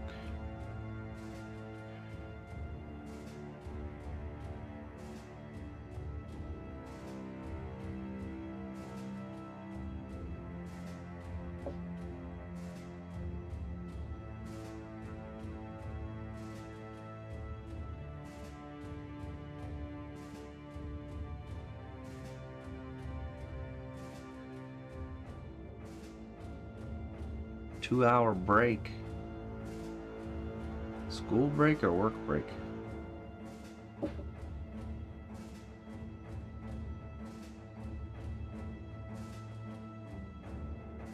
be so mad at a job if they gave me a 2-hour break. Ah, let me work and then go home. Stop it.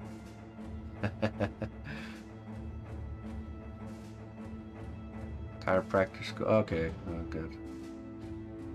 It's a school break.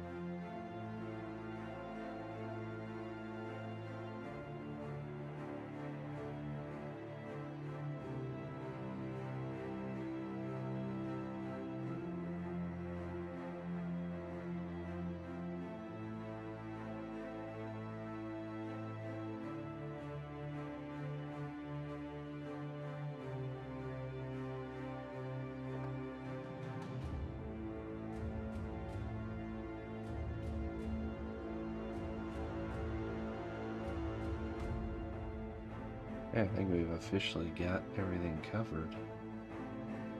So now we gotta go in and add our...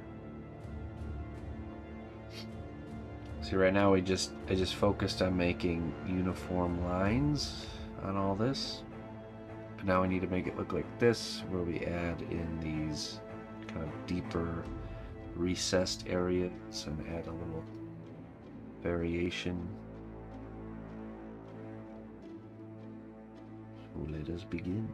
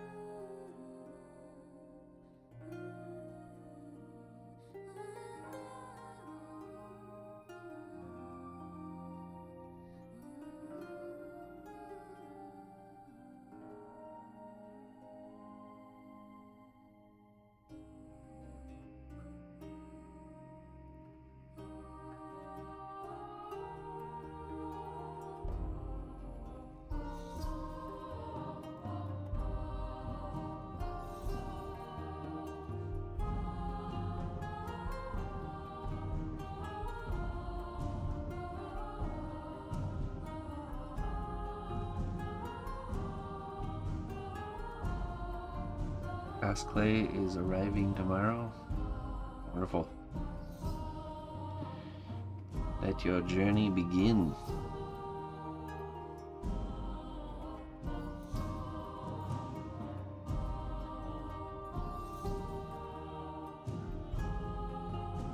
What's your,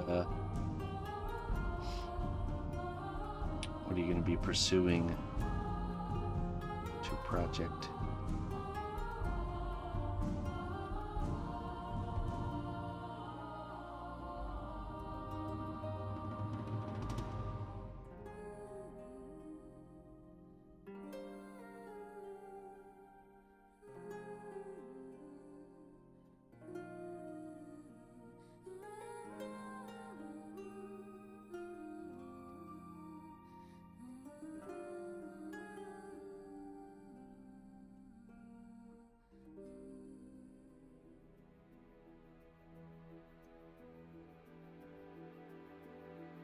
Okay, the Woodland Gremlin Project.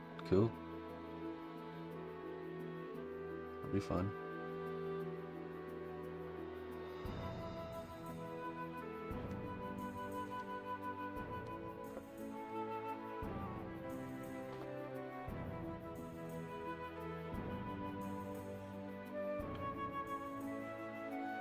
Well, I'm not sure how the other humans would feel about that there, Jones.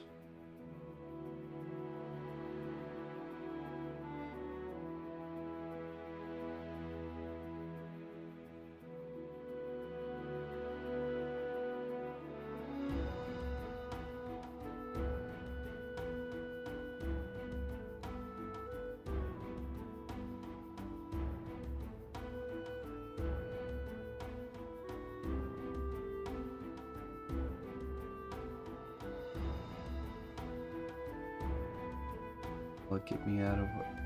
Oh, oh, it'll get you out of work permanently, sub. All right, Lori. Yeah, we all got the necessary chores to do. That's what no matter who you are, no matter what you do, there's always those tasks that must be done that aren't very desirable to do. There's a lesson in there somewhere. I'm sure of it.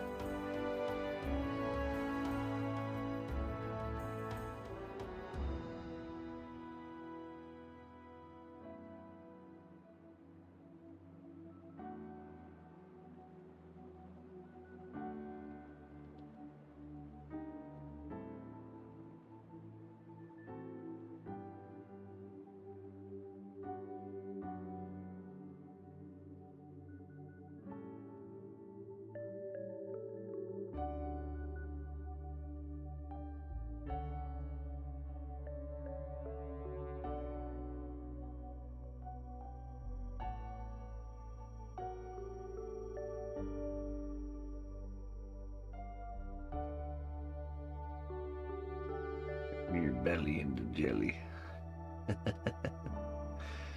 You just grab you by the head and just pull really hard. That'll fix you.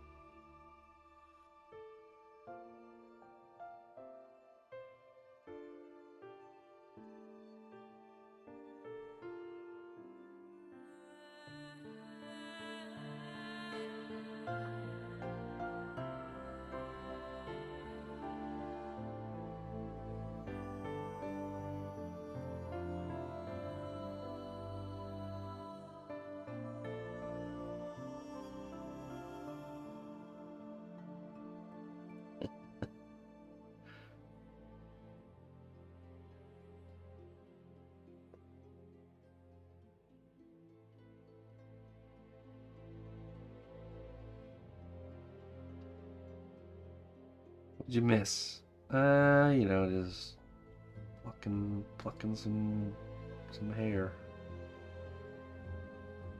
We got everything covered. Now we're just working back through here, and we're adding these little kind of deeper spaces, kind of making the flow of the fur more natural looking.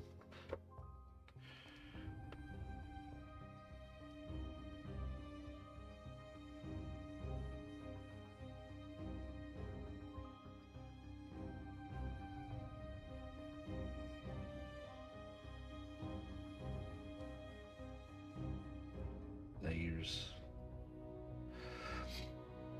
Creating steps as you work, that's really important. You know, when you want to increase your efficiency, if you can kind of break down what you're doing into steps. Identify a step, then execute. Then identify the next step, then execute. It's also really great for if you're trying to teach how you do something.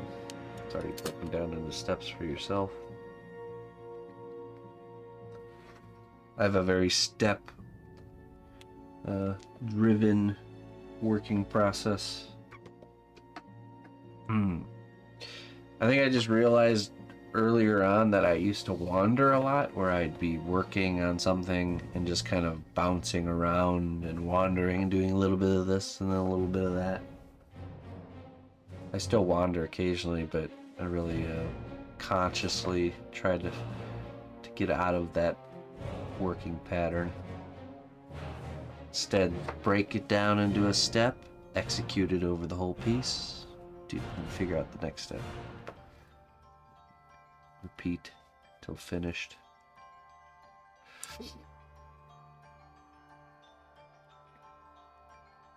Alright, Looper.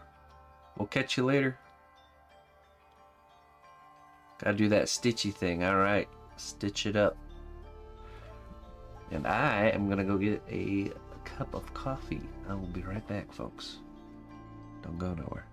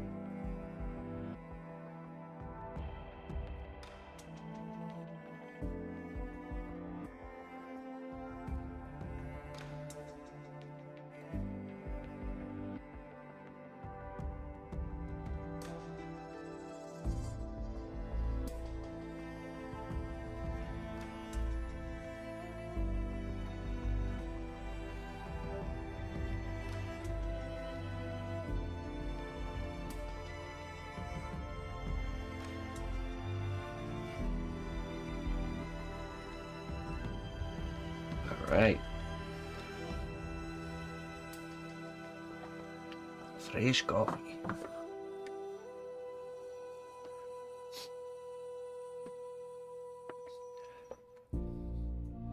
Amazingly cozy. That's how we like to do it around here.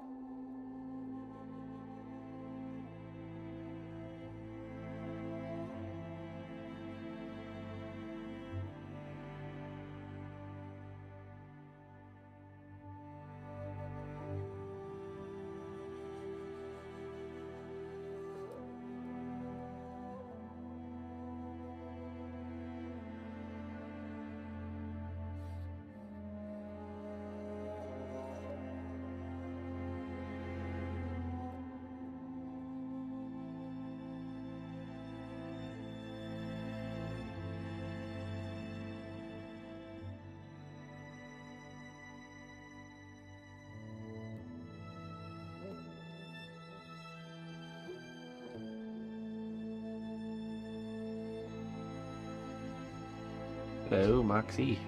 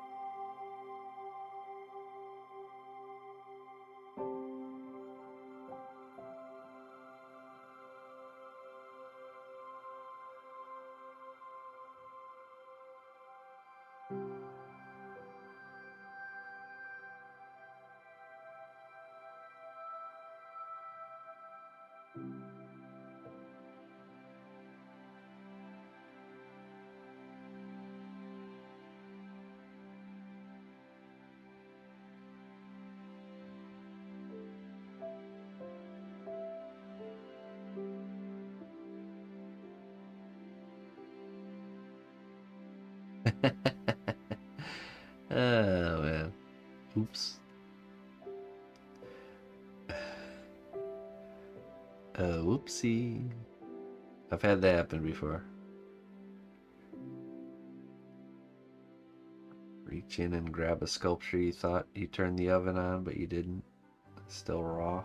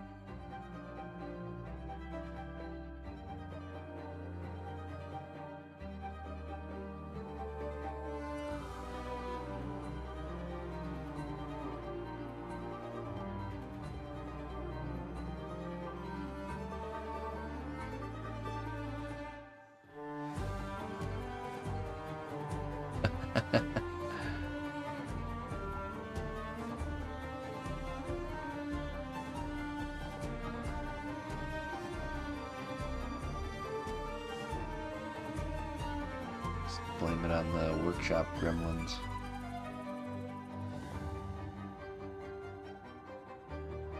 This is obviously their work.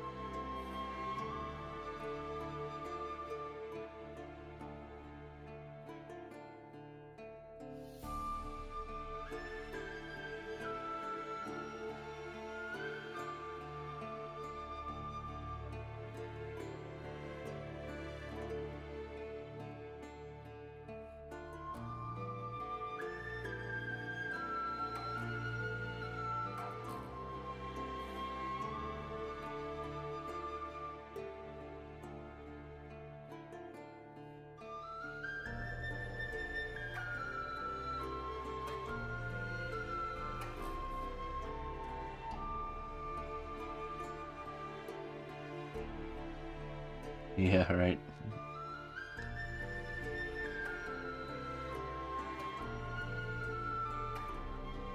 He's looking to cause mischief through these workshop gremlins.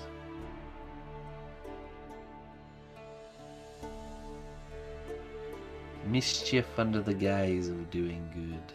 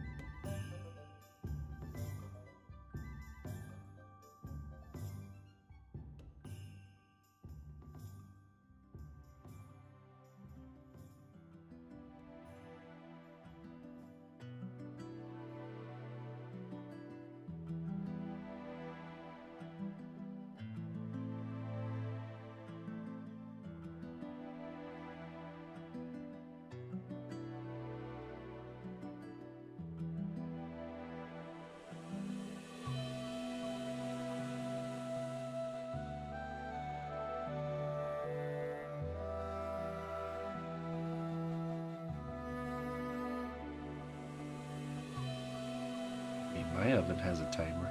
I don't use it very often though.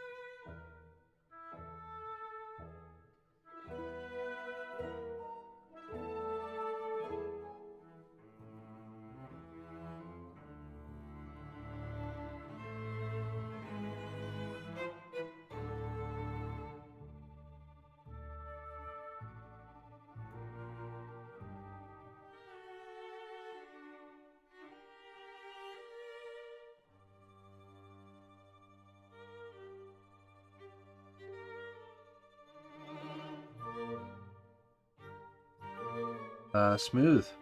Smooth as silk. Smooth as fiber.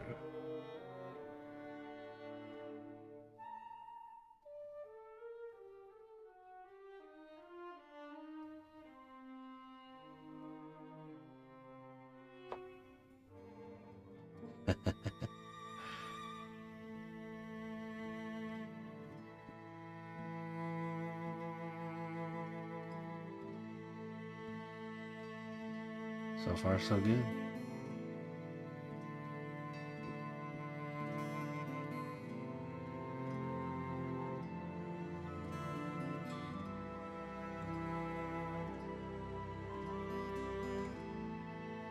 Yeah. How's the crispness? The bitrate hasn't changed, so the viewer experience should be the same. But now that we have fiber, we can go higher with the bitrate, which means we can potentially think about getting upgraded cameras. Because one thing holding me back from wanting to upgrade our cameras more on stream is that it wouldn't matter as much, because without higher bitrate, the more powerful cameras can't really, you know, do what they do. So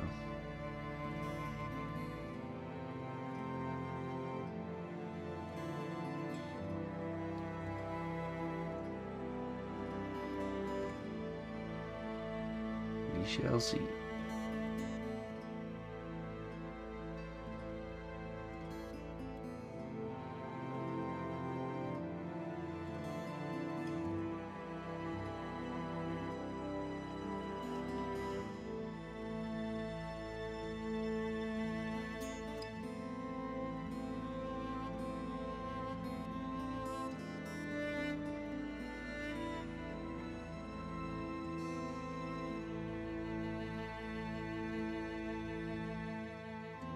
Very hairy hair. I like it.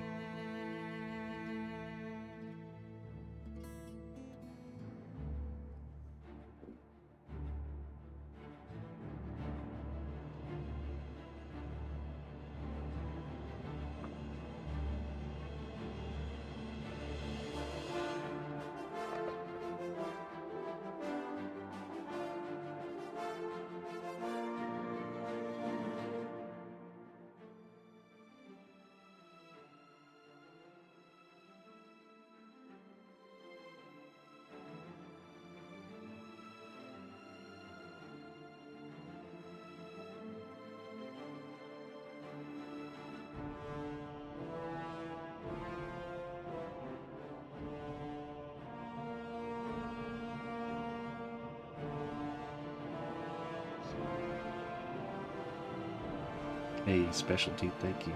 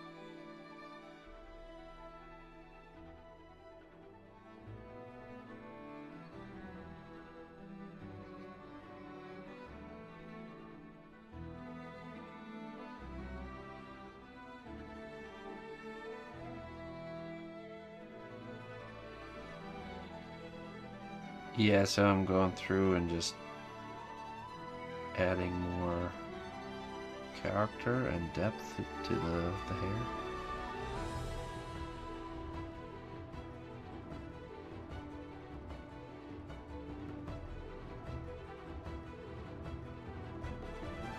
Get closer and closer to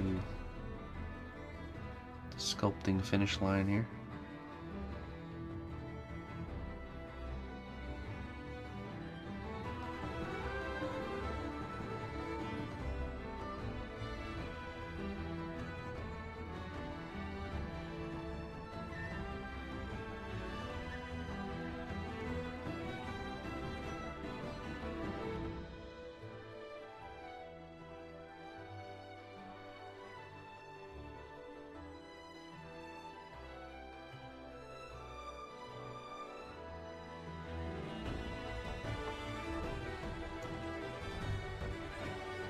Yeah, I wanted to go really textural with the hair just to create that contrast.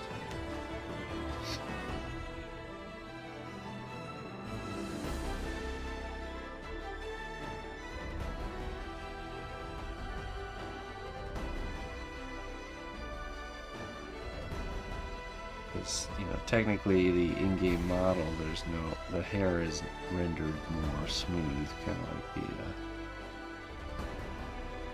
like the other part is. More of just the shape and less of the actual texture.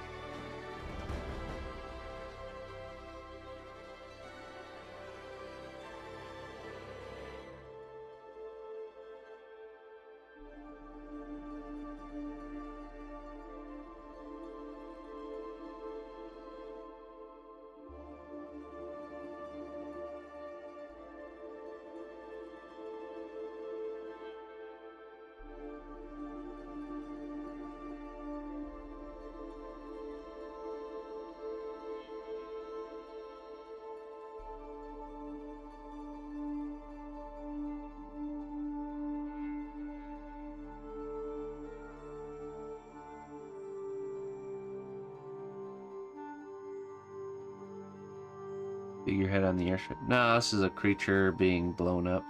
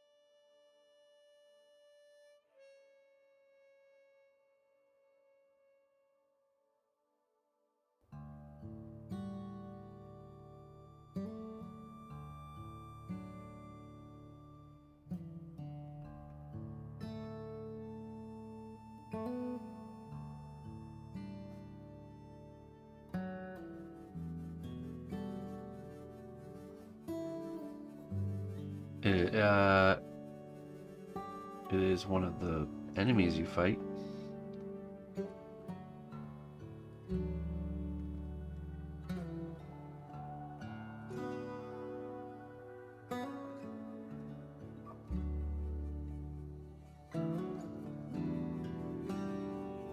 But it's good to have compassion even for your enemies, right?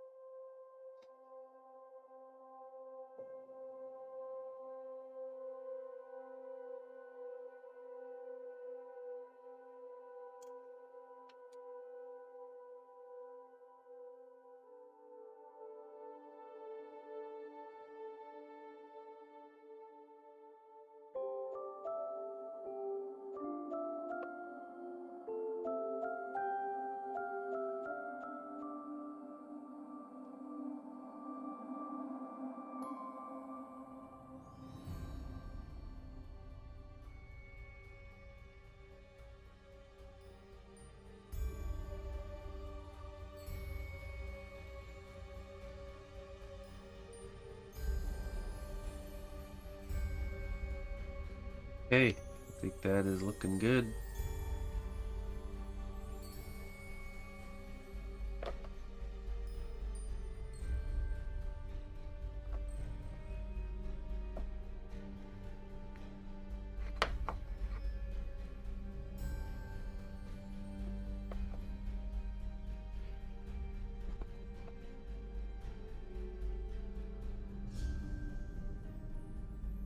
Get that baked in the oven. And later we will record it as an unpainted piece. And that means tomorrow we will begin the paint work.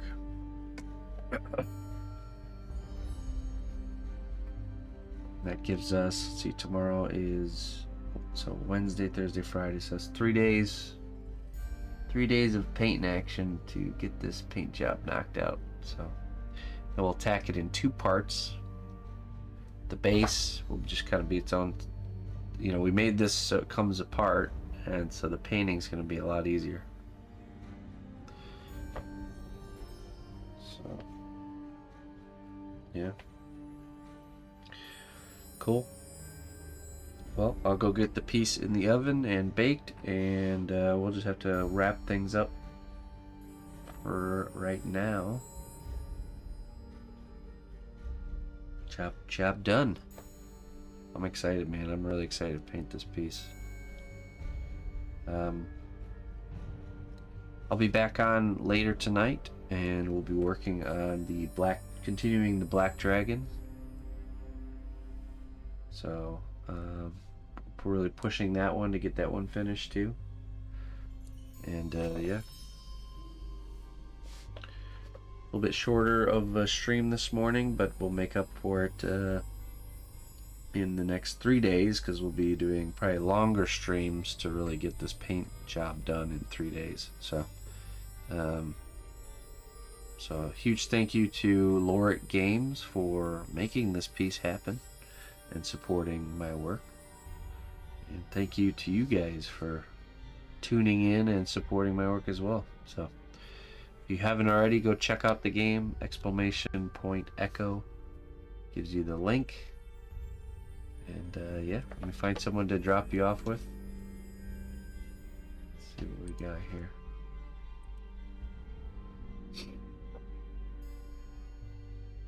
Let's see, so it took us about 4-ish hours to do the one side of the furrow. This side took shorter.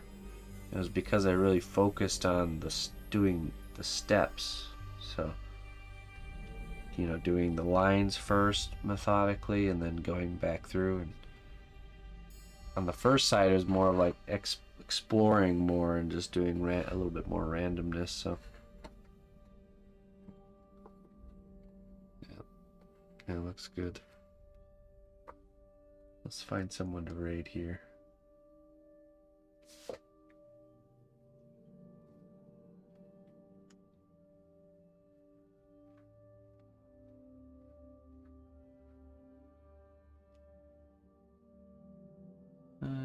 Let's go raid, oh, we got a lot of choices. Let's go raid Gaz Minis, doing some, oh, wait, hold on. Hold on.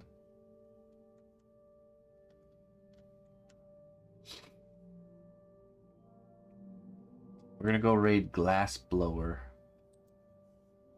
It's only got 2 people there.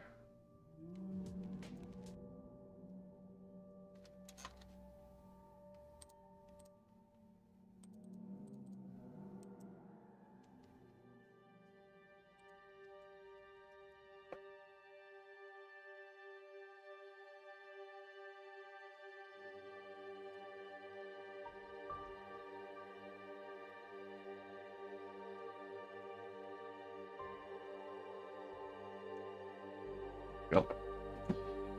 Okay, my friends. Till next time. Bye-bye.